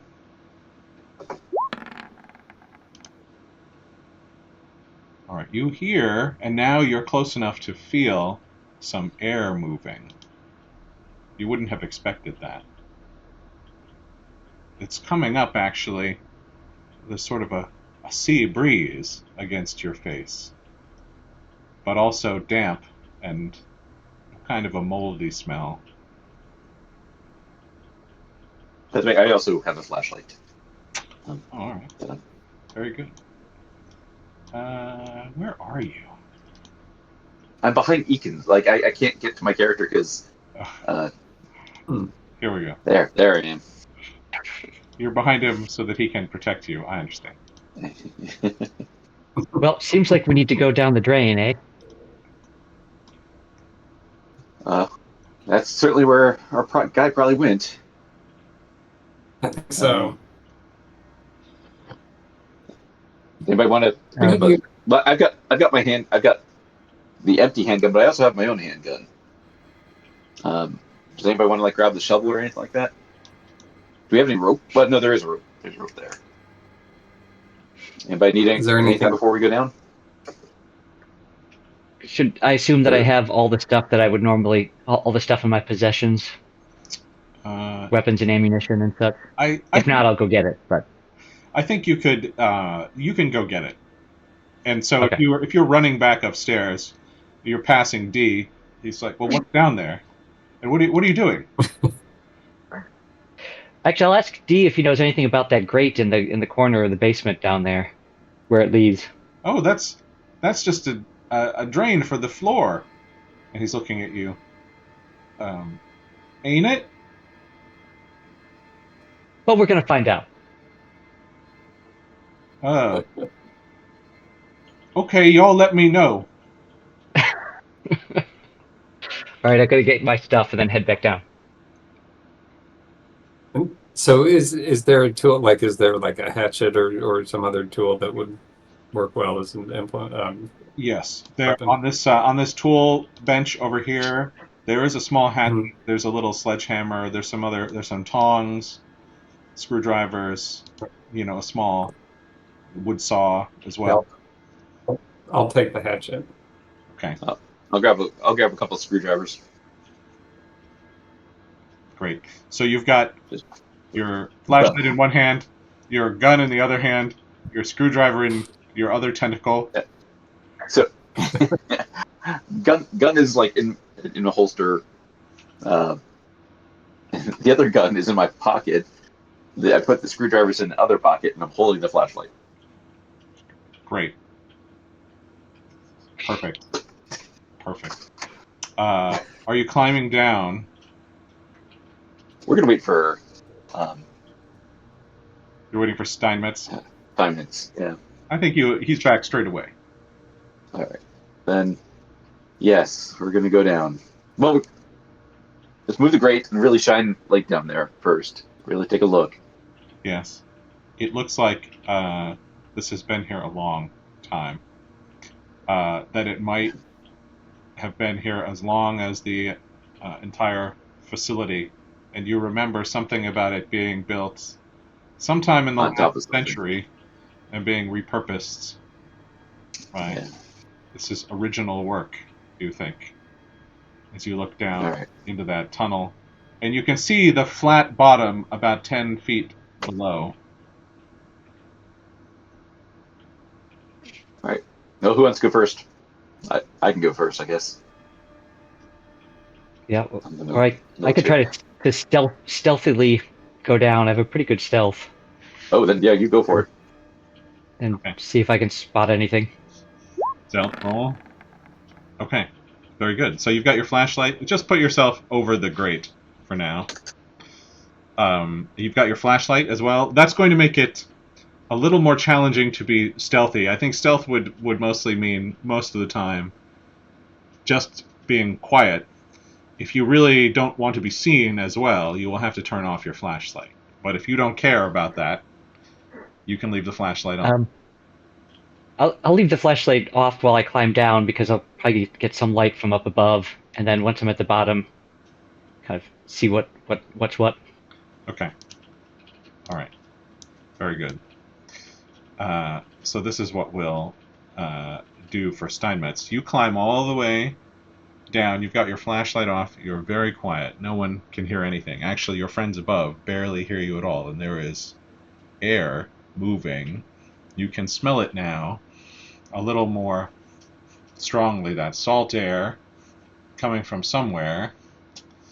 When you get to the bottom of the tunnel, or this tube, this well, if you will, um, right next to you, facing, let's say, in toward the left of the map, in that direction, is a sort of an arched tunnel about half height.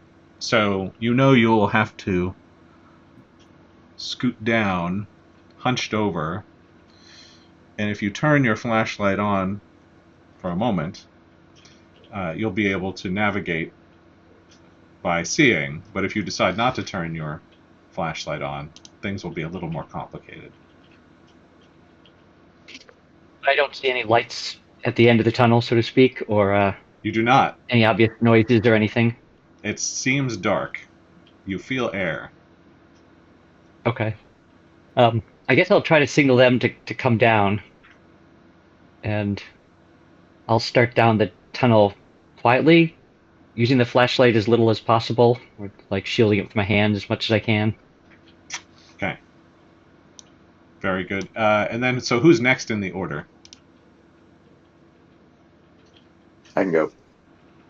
Second. Dickens will always volunteer to bring up the rear. Okay. All right. So Steinmetz next. And then, is everyone else trying to be stealthy as well, or not? Yeah. All right. So we'll just take stealth rolls from everybody.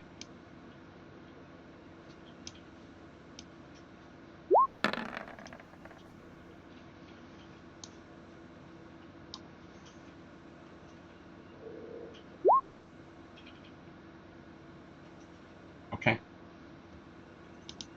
That's right. I mean, I could use 4 points luck, but since Nikki Akins didn't, is not stealthy anyway. Yeah. yeah, I'm just Yeah. So Steinmetz, you can definitely hear them. What I imagine is in total darkness, you hear them shuffling around behind you, and you just do this.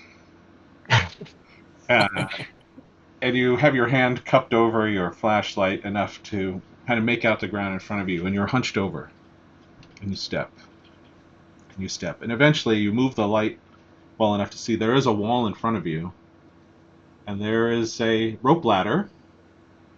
It's not that different from the one that you just climbed down, and it looks like there is a way to climb up, and it's about the same distance again. So you've gone down and across by a few feet, and now you can go up again if you decide you're going to do that.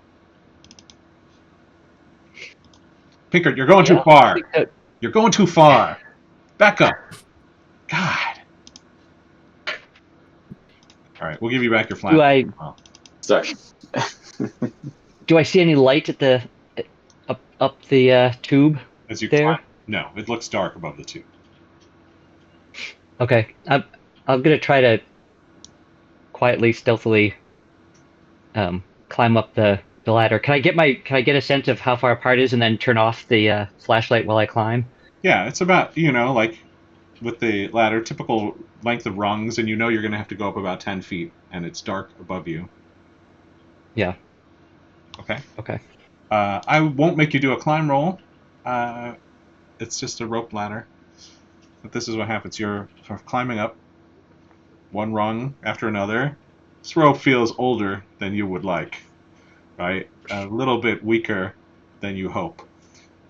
And then you're getting right near the top, and you can get your eyes up a little bit, and you see maybe 20 or 30 feet ahead of you uh, a beam of light spraying out from the wall.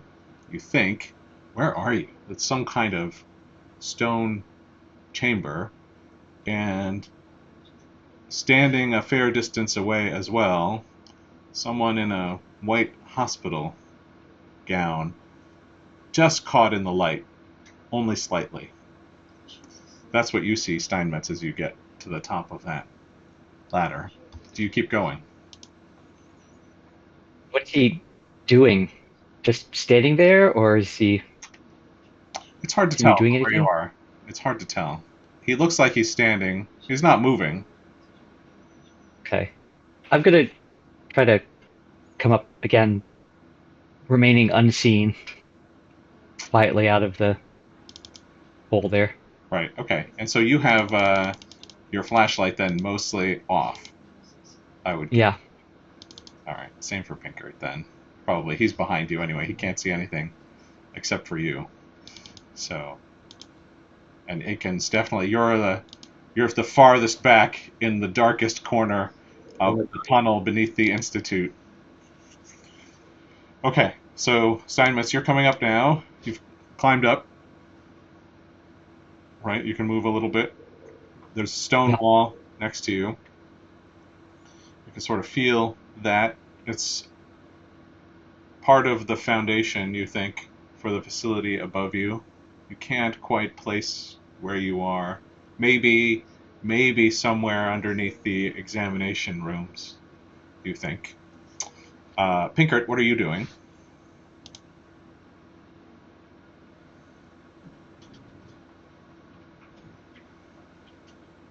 I guess I'm like just checking out, seeing as much as I can in the corners, making sure nothing's going to surprise us. Great. You can do a spot hidden, and I'll let you see things if you get an extreme success. Look at that. You got it. Oh. Right? It's very good. So here's what you can kind of determine from where you are. There's something about just the way that light is hitting the room, and maybe your eyes have been closed for long enough that your night vision is adapting a little better. And of course, you're a soldier. You've run operations at night before. So you get a sense of the space that you are in. It's large, cavernous, like half of the giant building that you all live and spend time in. Ceiling is higher than you think it should be, which must mean that you are a little bit lower than you expected. There are stone walls all around you. You think in a far corner you see something that looks like a little pile of bones, and then there's something that seems like red paint on the floor, and then far, far ahead of you, caught in the light, and actually, let's do this. We'll show you some of the light that is leaking through. It looks like there's a passage or a door that's been opened to the outside, which is casting light on some kind of stone ring on the floor. And a man is standing there in a white hospital gown. Is he humming to himself? He is saying something. Investigators, what do you do?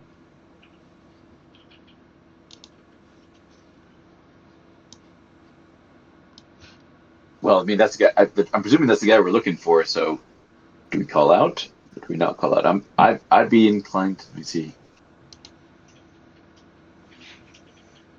Pinkert would be inclined not to call out, to try to maybe circle around to the door and see if just. Pincer maneuver? Yeah, that's right. Wait, we had lobster. I'm inspired. Way to call it back. What's a callback? Okay. You could certainly. You can't do a pincer movement on your own, of course. You don't. Nobody has to listen to anything that he's suggesting. By the way, you could all just say, "That's it. I'm done now," and run away. Running away is always an option. But investigators, what are you going to do?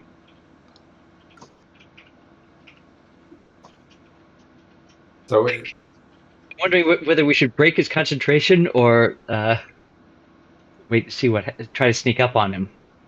I don't know whether speed is more of the essence or not. I'll go by the door, and you guys can catch his attention. How about that? So we can't hear like what he's saying, or Not from do we here. have any sense of? Okay. Does he seem distracted? Like, do you think we could? Does it seem like we could sneak up on him? Why don't you do a spot hidden?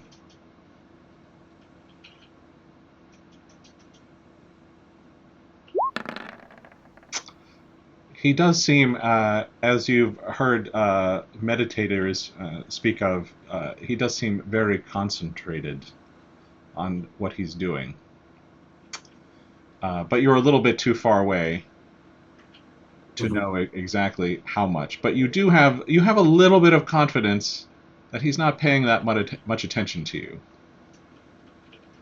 Maybe we try to sneak up on him. Yeah, let's get a little closer. Yeah. So I'm thinking I'll circle around down to the left, and you guys maybe go up. Okay. I don't know. I'm thinking down here. You guys up there. Sure. Okay. All right. And Akins is standing. Yes. Let's move yourselves, and what I would imagine is you're just carefully walking, assessing what's happening in this hidden chamber. As you get closer, you do see there's some sort of very old blood, some sort of symbol on the floor. You think it has nothing to do with what the man in front of you is doing. It's just a remnant from something else that had happened here. Steinmetz, you're close to a pile of bones in this corner. Nothing to do with what this man seems to be doing. Just, an unmarked grave for something that happened here long ago. And the three of you are watching this man stand there there is a kind of a feeling of energy around him. There are these 3 arcs you can see made of stone that have been pushed together to form a circle of some kind. And you've seen things, and this seems to you like another example of a violation of natural law. But you don't know exactly what he's doing. His movements and sounds are quite subtle. He makes a kind of a low, guttural chant. You're now close enough to hear him. He is not paying attention to you. He is focusing on his own ritual. The air feels to you like it's getting a bit thicker, almost kind of viscous and cold. Pinkert, you look out. You see where the light is coming from. There was some kind of door here all along, leading out to the edge of the island. Somewhere on the other side of this wall is escape, if needed, for him or for you. You feel a sense of dread wash over this chamber, and as you watch this man standing there in the hospital gown, the one who had hypothermia, or at least pretended to, some time ago, he stands there doing something you are sure is going to violate the natural order of things. And then his face starts to contort and shift and change somewhat. He's blinking, and the structure of his face is altering, and you hear a cracking as if the bones and the flesh and the tendons are fighting each other. And he looks over as if waking from a sleep, and Pinkert, he sees you there. He's looking right into your eyes. Right into your eyes, and you watch his eyes. What color are Pinkert's eyes? Do you know? I think green. I'm gonna say green. You're going to say Pinkert's eyes are green. The eyes of the man that you are looking at are blue. At first, you think, no, are they brown? No, they're green now. And his face is changing and morphing and moving, and something about it, his stubble is disappearing. Today you shaved, and his skin is clean shaven now. And he looks back at you, and his face exactly resembles yours now. The eye color, the length of the hair, the smoothness of a clean-shaven face, his posture, his musculature. Pinkert, it's like looking into a living mirror. Make a sanity roll.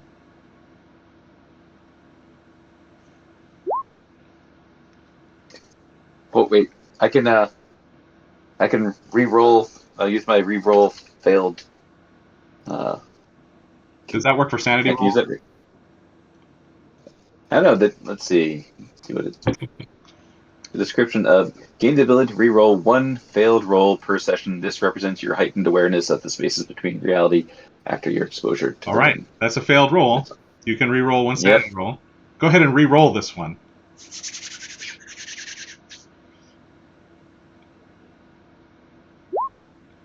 Success. Okay. Oh. So that's only a D3 sanity loss instead of Hey, what? it's a 1D3 instead Okay. of what would have been a 1D8. And Okay. by the way, Steinmetz, Akins, you can't see what's happening at all, except that man in the robe turned his head and is looking at Pinkert.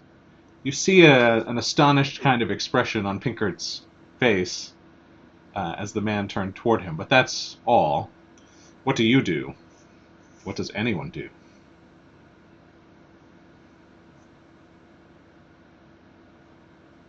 So he hasn't done anything overtly hostile that I can see yet. He's only changed in some subtle way that I can't see yet.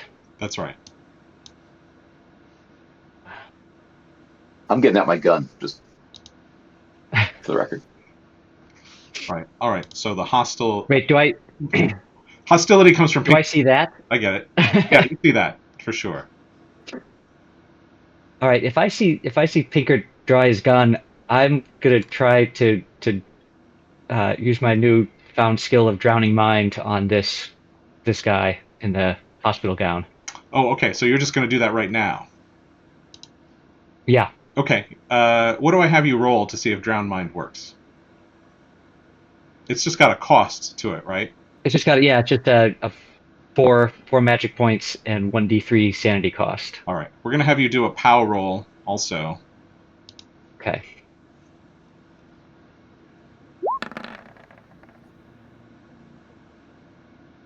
Can I luck that, or is that not luckable if it's not a skill? The POW roll is luckable, I think. If you're going to burn 10 points of luck. I will burn 10 luck. Okay. Very good. So here's what happens then. And actually, before that, Akins, are you doing anything? You're sort of watching what's happening. Yeah, I'm just watching. Okay. All right. Very good. So here's what happens, investigators. Right. There's the man standing in the circle, who was watching Pinkert, turned his head toward him, and changed his face and his body to appear exactly like Pinkert. Pinkert, you drew your gun. Steinmetz, you saw this happening, concentrated in the moment, and you commanded that man in the circle to sleep, to fall down, for his mind to be drowned, for oblivion to overtake his consciousness. And he falls over backwards and hits his head on the stone ledge of the circle. You hear a loud, kind of sickening thump, actually. It sounds a little wet, even. Investigators, what do you do?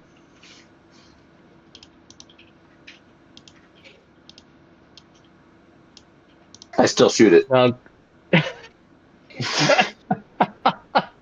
Wait, okay, you're actually shooting him? Is that right? Yes. Yeah. Okay. Got it. Okay. Very good. So why don't you do actually, you don't have to do a firearms roll at all, because he's not moving. Yeah. I presume it looks like me still, so I'm like, yeah, screw that. He does look like you. That's right. Yeah. Okay, so let's see. So you can just roll damage. Okay. Let me see for this position. Okay, I had 6 bullets. Its damage is a 1d8.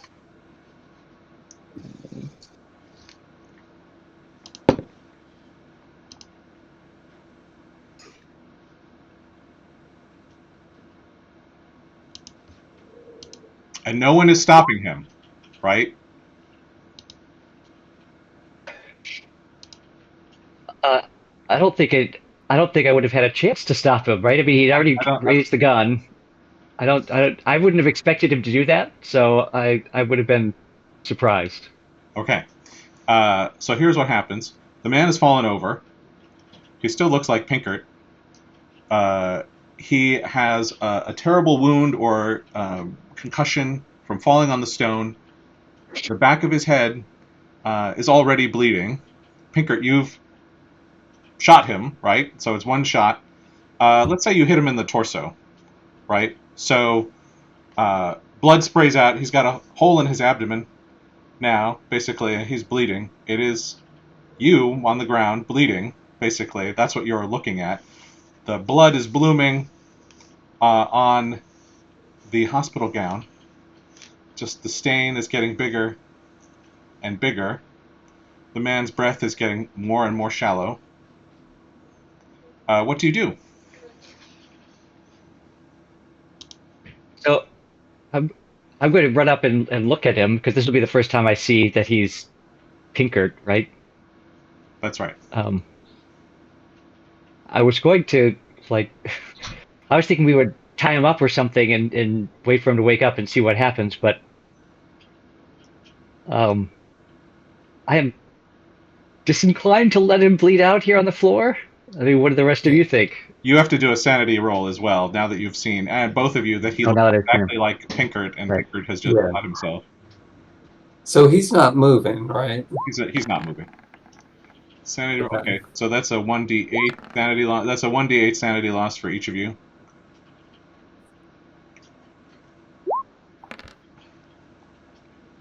So that's a 3-point loss for Steinman. We've done a lot of rolls in the 90s today, I have to say. 4-point loss for Akins. Can I first aid him so that he stop? Well, actually, I guess the good doctor here perhaps should stabilize him. So yeah, I would come up and like he's not moving, so my inclination is going to be to at least try to stop the bleeding. Yeah, you could try a medicine roll. That would do. I'm going to shout at these guys, like, why are you trying to save him? It's We don't know what's going on. He's down. It is trying to take possession of me. Did it seem like it was trying to take over your mind or anything? It just looked like Look at it. It just looks at me and became me. So what do you think we should do with him? Let it die. I'm going to shoot it in its head. Is that before or after I provide first aid? That's what I'm saying. Let's take a minute here. All right, I'll back off. But I mean, this guy was trying to come and visit us. I mean, was trying to make a connection with us from this other organization. It seems. Exactly. It seems. It seems like this other organization is at least aligned with what we're trying to do. Maybe they're not. Maybe they're using. How do we know that this is? How do we know this guy didn't bite off the other guy's hand? Pinkert, I'll have you Maybe it was the other guy. make a listen roll before you all decide on anything.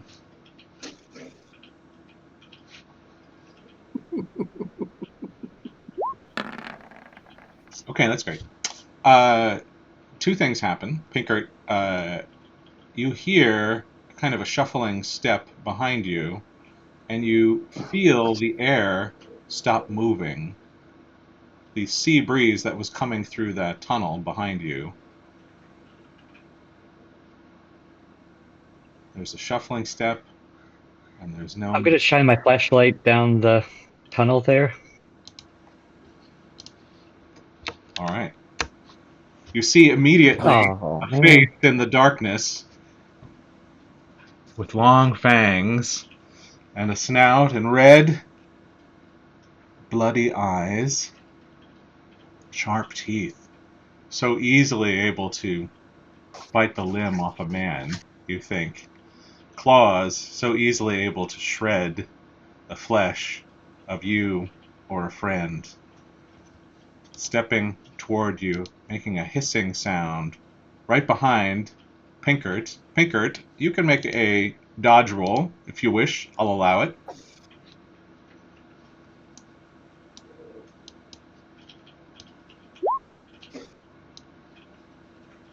All right.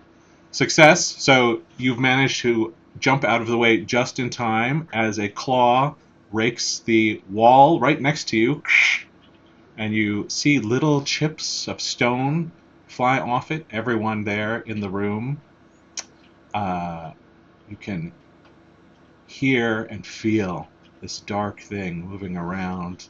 All, I don't know. It's horrifying. It's got these tiny little scales on it, somewhat iridescent.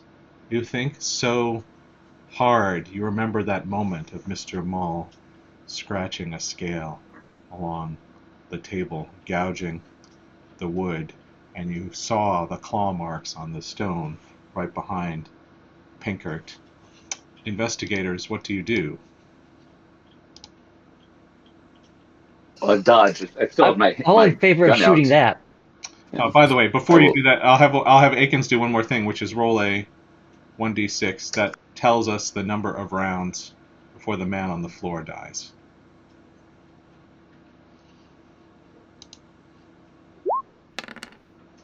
Okay. Very good. So we'll go around. So Pinkert, you've just done a dodge. Steinmetz, Akins, you're way over there. Far, far away, right? Because you haven't done any triage yet. But you didn't have to dodge anything, so you can make some moves if you want. So can we see this thing?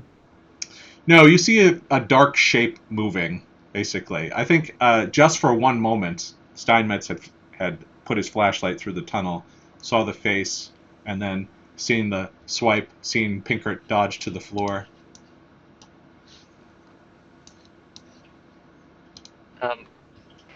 I'm going to shoot it. All right, well, the conditions are suboptimal, but you can go ahead and try to make a firearms roll. It would have to be a hard success for you to hit anything. And if you fumble, you will hit Pinkert. Real Pinkert. Um, could I? Are these creatures subject to drown mind? Uh, Or, like, I'm only limited by the magic points, right? I can cast it as long as I have. It's a good question, actually. You just would have to. I have to add the POW mechanic as well, but you could do that and just make a successful POW roll, and you can try. Hmm. I will give that a shot. All right, it's like a Swiss Army knife, right? So go Yeah. ahead. Hard success on your POW roll. The thing flops down on the ground, and another comes through the tunnel right behind Pinkert as well. This thing has landed on the legs of the false Pinkert, by the way, stabbing, gouging with one of the claws. More blood leaks out of the man on the floor. Um, Akins, what are you doing? So I have Fist of Yog-Sothoth. Can I use that? Is it? Oh, how do you use that one? Well, I don't know if I can see because I have to aim, right? You should aim. You're going to have to run forward. If you get closer, where you have better visibility, I'll let you roll it. Okay. So I'll run forward and see if I can aim. I don't know what so it's 2d10 strength for one magic point. Um, and I mean, I don't know like how much that amounts to Oh, if he's a I big should boy. do How many magic points do you have? have 12. You have 12. If you consume all of them, you can knock him out in one swipe. Okay. Well then I'll do all 12 of them then. Okay. So So what's the cost for that, though? So that's all your magic points right now, plus what else? uh-huh. Um, well, that's all it says is 2d10 strength for one magic point. Okay, so 2d10 strength for one magic point. You're going to use 12 magic points. So roll. Oh, I'm sorry. There's a sanity cost you a 1d6. All right. Very good. Roll the 1d6. I sure hope there's no other of these guys down the hall.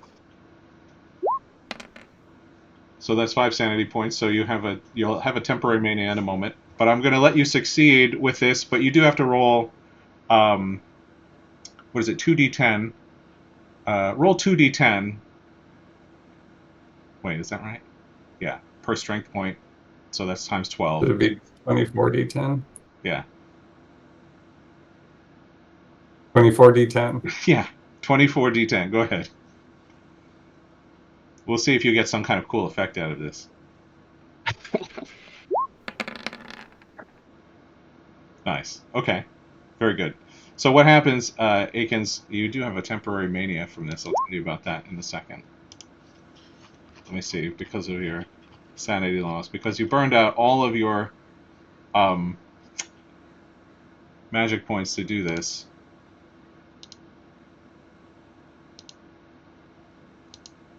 How about this?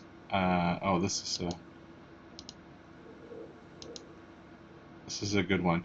You'll temporarily have automania, which is an excessive liking for solitude, and I will control your next action. So here's what everyone sees, which is whatever chant you use to invoke the fist of Yog Sothoth. Right? You have seen this creature come through the tunnel, and instinctually you put everything you have into forcing it back, hitting it with an invisible kind of power.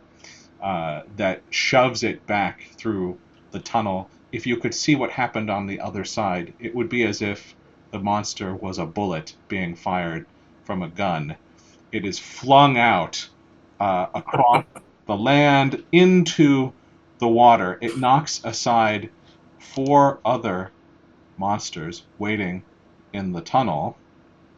Not the other 2 on the edge of the tunnel just outside, but it blasts those other 4 into the water. You don't see this, unfortunately, so you'll just have to imagine it right now. But what you just feel is all of the energy kind of drain out of you as you do this. At the same moment, you have this incredible feeling of, I've given this every single thing I've had, and I don't know if more are coming. And so you are going to run back over to the tunnel down, the rope ladder down, and hide in the tunnel on your way back to the basement and the laundry room. That's your temporary mania. I will let you do that, or I'll have you do that for, why don't you roll a 1d6, and that will tell us the number of rounds that you are craving solitude and need to get away from everyone. Okay, 3 rounds. 3 more rounds and the man on the ground dies, by the way. Alright, so investigators, 2 more creatures come up in the tunnel. I'm going to move these out. Well, one of is down or drowned. The other has been blasted out. 2 more come through, hissing. Their hands, their sharp claws out. Pinkert, one of them is going for you. What do you do? I shoot it. Alright, so this is going to be a firearms roll. Yep.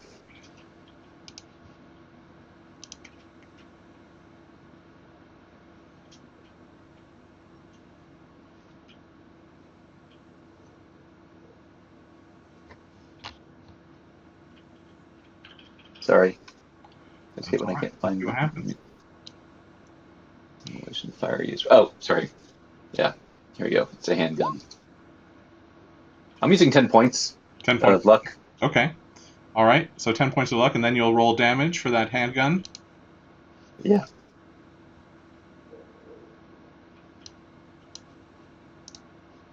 And handgun is 1d8.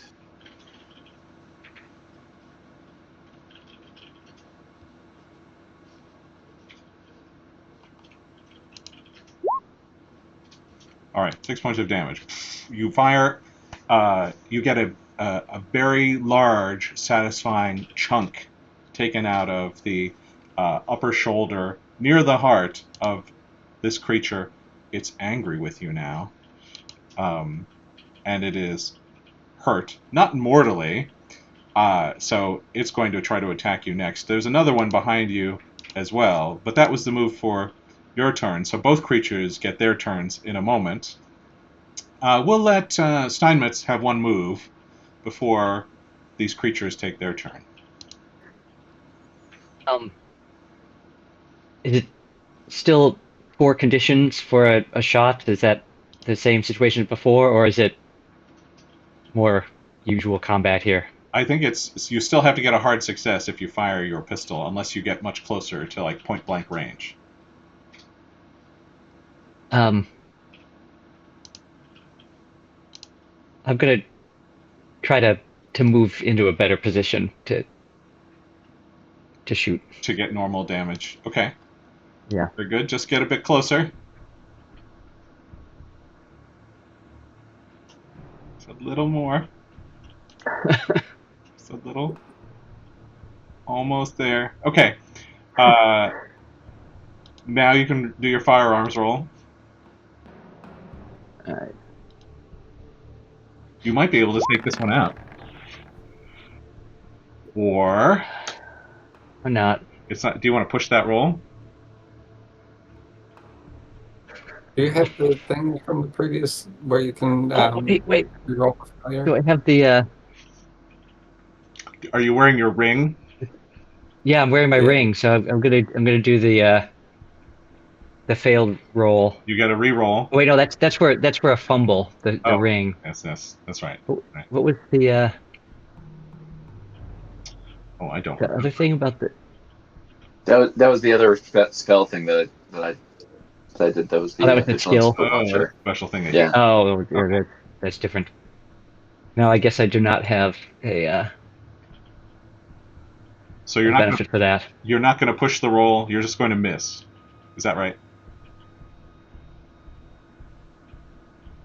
All right, fine. I'm gonna push the roll. I'm not making you. I'm saying these are your options. I just, like, how many bad rolls could I get in a game? Well, maybe we find out. I like to know at all. Let's see what happens. I mean, you can't use luck on a pushed roll, right? That's right.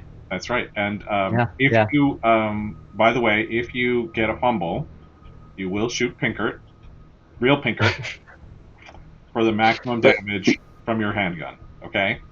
But he does have his. If it's a fumble, he does have his ring. Wow, you're really stacking up. I'll allow that though. I'll allow that. Sure. Your luck is going to run out eventually. I just have to be patient. That's all. So it's fine. All right. You're going to push this roll. Oh no! Oh. I got worse. It's not a fumble. Oh, no. How? It's still. That's right. Oh my god. Okay. All right. I missed. So you really miss. You really miss. I remember I only said you would shoot Pinkert if you did a fumble, and this was not a fumble. It was a failure. That was enough. But it's a push roll, so there's some other negative consequence, which means Right. gun jams is not useful. You will need to have it repaired for it to work again. So it locks up in your hand, basically, and you can tell something is very wrong. And What type of gun is it? 32 automatic. You can say I've got the other 22 in my pocket, but that's not going to help not at all. if you don't have the 32. Very good. And so both creatures then get to make their move. The one that Steinmetz, it doesn't even know that you tried to shoot at it, to be honest with you, because you missed, and it was focused on Pinkert. So Pinkert, this creature is going to swipe at you. I'm not doing any rolls. You can decide whether you want to roll for this or if you want to have one of the other players roll.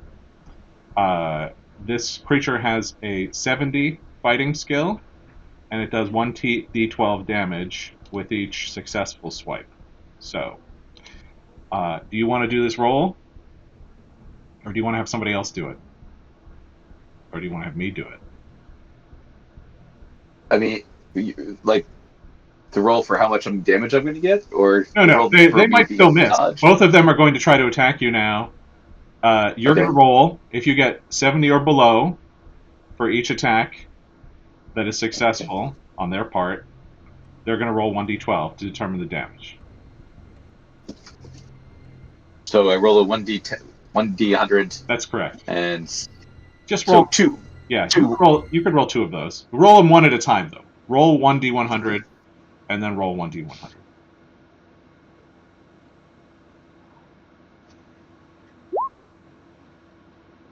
Okay, that's a miss. Oh, look at that. One creature swipes at you, doesn't connect.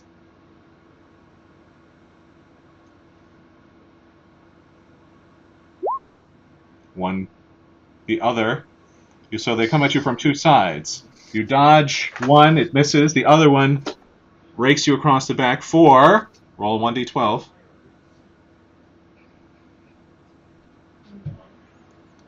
Two more rounds, and the man on the ground dies for 5 points of damage. 1, 2, 3, 4, 5 clawed fingers slice across your back. You feel it. It stings. There's wet blood on your back. It is your own. You fall forward slightly. One more round, and Akins can come back. Next round, Pinkert, you're on the. You haven't been knocked down, but you certainly have been hurt just now. What do you do? You firing again? Running? I figure my options are to fire or to run over and try to use my other body to defend myself. Huh. You don't even have a temporary mania. What an interesting idea that is. My thought is that maybe that thing is connected to it, so maybe they wouldn't injure me, the other me, if it gets confused. Oh, that's interesting.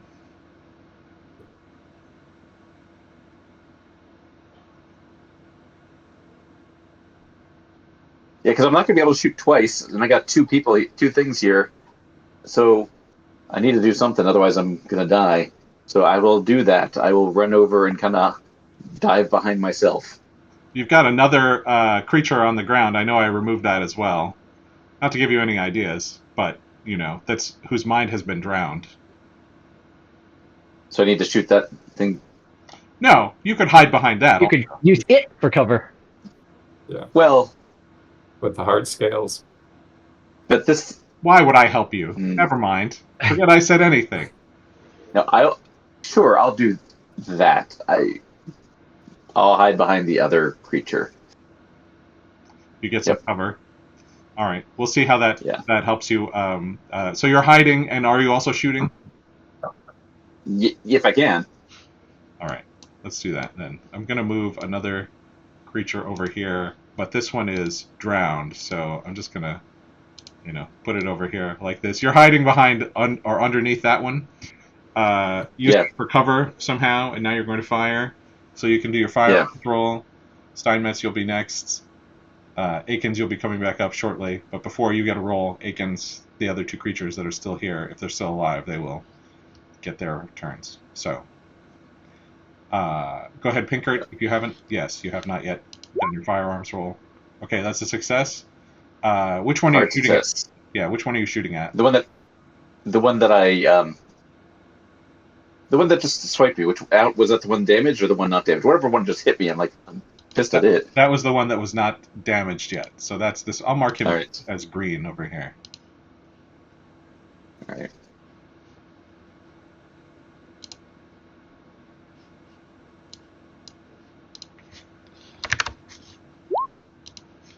Oh, really? All right, 1 point of damage. That was the one that. That was the one that. Let's see. I'll get these in place to make it easier to keep track of. I got a hard success, so you can multiply that by 2. You can have 2 points of damage. Sure. No problem. Right. So there's one who's got 6 points of damage. The other one's got 2 points of damage. You're huddled behind the unconscious buddy of those two, right? Firing your gun. They're going to, both take swipes at you in a moment after Steinmetz gets whatever move he decides to do, and then it will be Aiken's turn, and you'll be able to run back if you want to do something. Okay, investigators. Clock ticking. What do you want to do? All right, so it's my... Yes, Steinmetz. My turn? That's right. Well, since the 32 isn't working anymore, he's going to pull out his 38 and take a shot with that. All right. Oh, okay. Normal conditions. Let's do a regular firearms roll. Okay, now we're talking. It's all breathed. Right. All right. What's the damage for this one? Well, actually, that's a good question because I picked it up off of somebody in an earlier adventure, and so I don't have the Oh, damage. I tried to look it up, and it's not coming up in the Roll20 database. what kind of gun is it again? A 38. A 38. I'll give you a 1d10 for The that. 32 does 1d8. So, Yeah. what'd you say? You can have a 1d10 for that. 1d10. All right, 7 points. Which one were you shooting, the blue one or the green one? I was shooting at the one that was actively attacking Pinkert. So that was the one that he just hit for 1, I guess. Okay, this one down here. I forgot. I lost track of the colors. This is what happens, right? Over the course of All right, so the one that was just so this one here that's closer to you has 6 points of damage. This one down here, which is the one that just attacked Pinkert, has 2 points of damage. So this one down here, if that's right, this is the one that you have just hit, and now it has 9 points of damage. Yeah, right. Okay. So you take this shot. It's probably somewhere in the neck. There's like gouts of blood coming out. It's shocked by that. It was not. It just doesn't understand what's happening. Where the wound has come from. It will get one more strike before it dies. And so now both of the creatures are still going to attack Pinkert. Pinkert, you're going to do the same rolls as before. D100. Does it hit? You take damage. D100. They don't have disadvantage because I'm hiding behind the other guy. Oh yeah. Okay. I'll let you do that for 1. I'll let you do that for 1. So, let's do this. We'll have you roll the D100. And so, in order for both creatures to succeed, they have to roll 35 or below. You have to roll. They have to roll 35 or below. If they succeed, that's a D12. So roll a D100. Okay.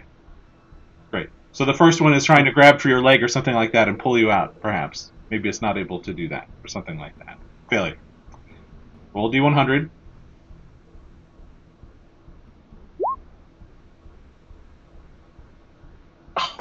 Okay. Can you roll a D12?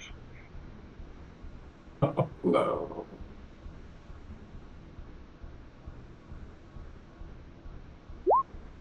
Six points of damage. Okay, how many is that total? So far, 11 points damage to me. Okay. Out of how many? 20. Okay. Let's give it to. Where would you like the damage? Well, let me see. The other one's across the back. I'm kind of hiding. He's kind of trying to get at me. I think it'd be my leg. Let's say my left leg. This slashes right across the leg, and you have this momentary memory of that body on the beach that you wrapped. And you think about the pattern of wounds on its body and what it was like, what it took to kill that man, and you look at your own leg and you feel your own back. And there's a moment that connects you in time.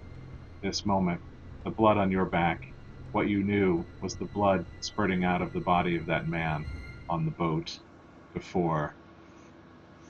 This kind of circle in your mind. Nothing but blood in your life. This moment and the moments of war. That's what you think about as you feel the pain rake across your leg. And now, Aiken's turn. By the way, one more round until the man on the ground, who's Pinkert but not, dies.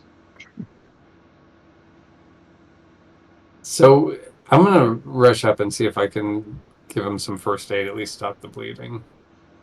Okay. So you're not helping Pinkert. Which one of us? Oh my god. This is amazing. Okay. Can help Pinkert. Spot hidden. Which finger? No, spot hidden.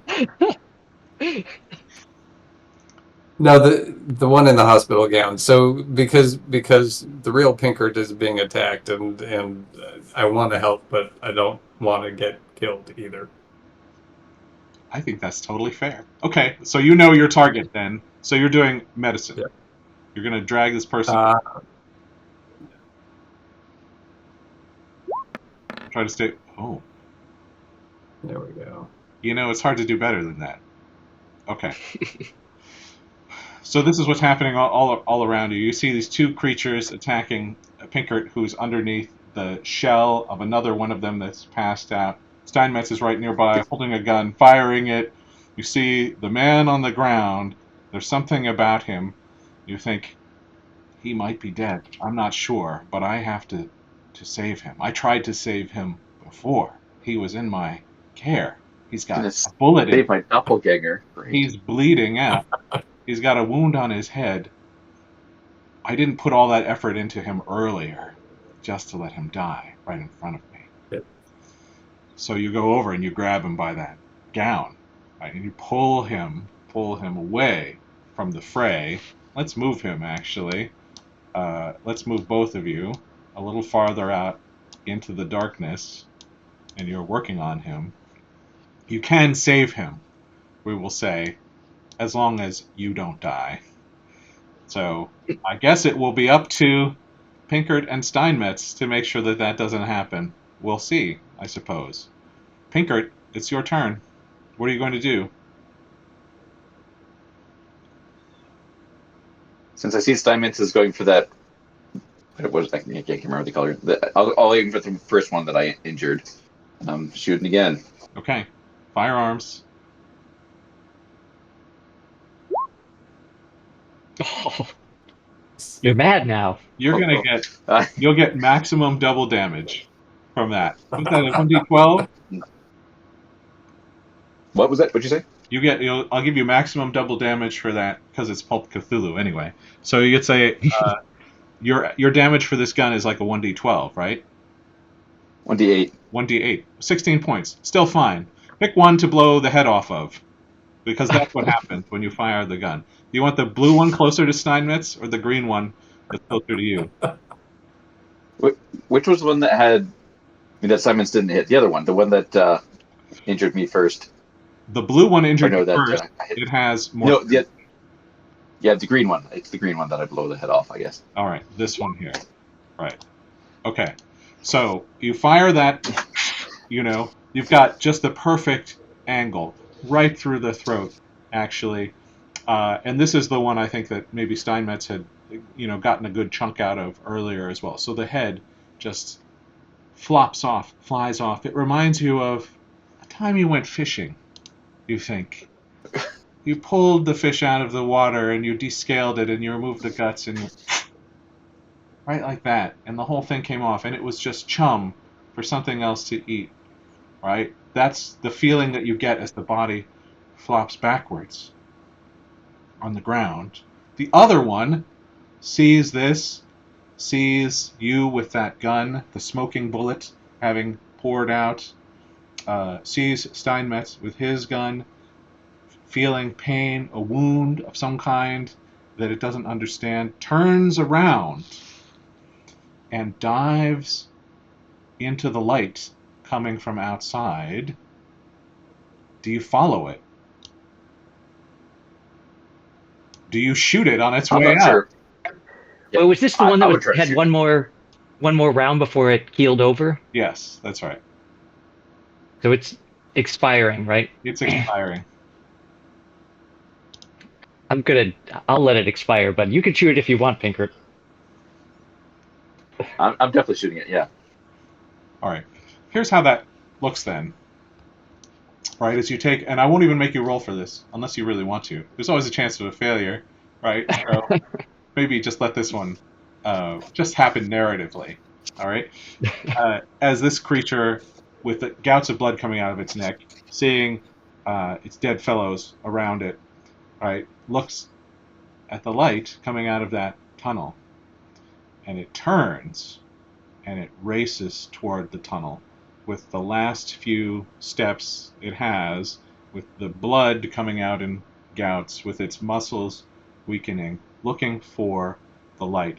It gets right to the edge of the light. It has darkened the tunnel all around it, and it feels it's almost there, almost to safety.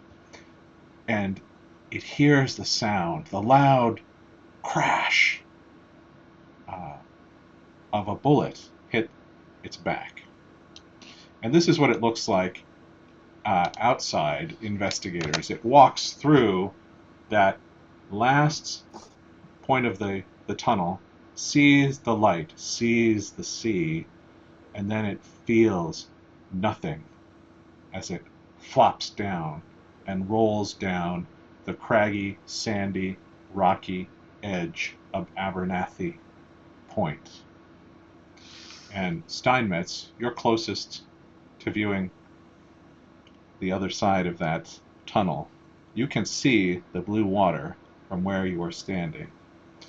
And you see in the distance, not too far away, a Cape Cod catboat and a man in a suit wearing a bowler hat standing there. And he unfurls the sail and sails away toward Arkham, there in the distance, in the afternoon sun. Investigators, the man on the ground will awaken. I'll tell you more about him in a moment, but I will congratulate you on reaching the end of the scenario, the Ministers of Grace. Jonathan Seitz, I know you have to go. The truth is, everyone, I have lost the rewards card for this game. I will send it to you afterward. It will be about 15 points of luck and some amount of sanity for each villain or monster or creature that you have defeated, which I think numbers at about 5 at this point. Who was the man in that circle that you found? His name actually is Sean Caliber. He is a spy who works for the Ministers of Grace. It is an organization allied to yours. The circle that he stood in to cast a spell, the invocation of Proteus, by the way, allows him to change his shape to anyone or anything he has seen before, or anything that he is looking at, to make it even easier for him to infiltrate and spy on dangerous cults all across the world. A skill that is sorely needed while the world is at war. I still want to kill him. Well, you came very close. There'll be more about him later. He does survive. He will never help Curtis Pinkert again. The rest of you, I guess we'll see. And I'll tell you more later. I'll send it through the chat channel as well as the rewards. But thanks for playing. Jonathan, I know you have to go. All right. Any Yes. questions about Thanks, anything everybody. before? Okay. Thanks, everyone. Bye, Jonathan. Good seeing you, Jonathan. See All ya. right. Bye. Yeah. I'm still here. Wait, I could stay. That's fine. If you can stay, I can stay. The Yeah. with the one thing I was wondering about when the drowned mind one, like, could it have come back? Oh yeah, sure. It's just unconscious. Yeah, that's what I thought. So we still have one that's not dead, That is true. but we would You kill probably it want to now. handle that. I will assume that that's Yes. handled outside of the real-time game, that you figure out something. I don't know exactly what you're going to do. You're probably going to walk over to it and go, and then dump Yep. it into the water off of Abernathy Point, right? I think that's a lot. Yep. That would count as one that you had defeated. So, but it already counted So, because it was, drowned. Right? how many is that we defeated then? So it's a total of 5. Right? Okay. What about the ones that that got blown away by the bullet? the thing shot out by the Oh, yeah, bullet. We right. kind of You know what? defeated those too. Since you did the Fist of Yog Sothoth, right? That was 4. And I think Okay. it's 3 in the room, so that's 7. Yeah. So it's a total of 7. So I was going to give you like 2 points of sanity for each one that you defeated there. I was going to give you 15 points of luck. I'll just put it in the chat. No new spells. You were going to learn, if you wanted to, the Invocation of Proteus. That's going to be harder for you to get out of this Agent of the Ministers now, actually make it possible. He was a bit like I still hold that was the right thing to do. Sure. I mean, yeah, he was definitely suspicious. Like, so do we know how he got out of the restraints, or he just Yeah. He's like James Bond, basically. locked it? Yes. Okay. And actually, what really happens on the boat, right? So he does make a deal with Captain Ellis to come and visit Abernathy Point and to talk with you all. He has a dry suitcase full of materials that will prove who he is. But on the journey, of course, he is attacked by, well, servants of Mr. Mull, right? The deep ones. There is a pitched battle on the deck. Captain Ellis, the real Captain Ellis, who you find on the beach later, dead, is killed by the creatures. Sean Caliber, an agent of the Ministers of Grace, manages to fend all of them off. The boat crashes. He takes mere moments, to make sure that he's wearing Captain Ellis's coat, right, to throw his gun underneath that other body, so that maybe, because he doesn't know who to trust yet, maybe you will think that he is the captain and the other man is the spy, right, or the agent of the ministers. And of course, he's grievously injured. He has hypothermia, but he comes out of it chained up in your facility. What else is he expected to do? Find you and say, "Let's have a conversation now"? No. He takes it upon himself to, he knows the secrets. His organization helped to fund yours. He finds his way into that basement. He needs merely to perform the ritual, so he will have access to the power that will let him serve the forces of good even better than he does now. And so that's all. That's all he tried to do. Okay. Okay. That's the story. So, anyway, any other questions? I'm astonished you're still alive, everybody, as usual. I'm astonished that not the servants, the staff workers are also. That D is alive still. Yeah. Could have gone another way. My favorite moment was certainly asking Mr. Mull to stay with you on the island, and then perhaps having lunch with him. Fantastic. He does not like it when lobster is overcooked. He likes it Raw. Yeah. really That undercooked, was clear. shall we say. Okay, any questions about anything? No. That's fun. No, really fun. Yes. Congratulations to you, Matthew, for, at the end, that exceptional role that keeps the spy alive. Yeah. Definitely Matthew's MVP. He shot the one creature out like a bullet, and then saved the character I really wanted to kill.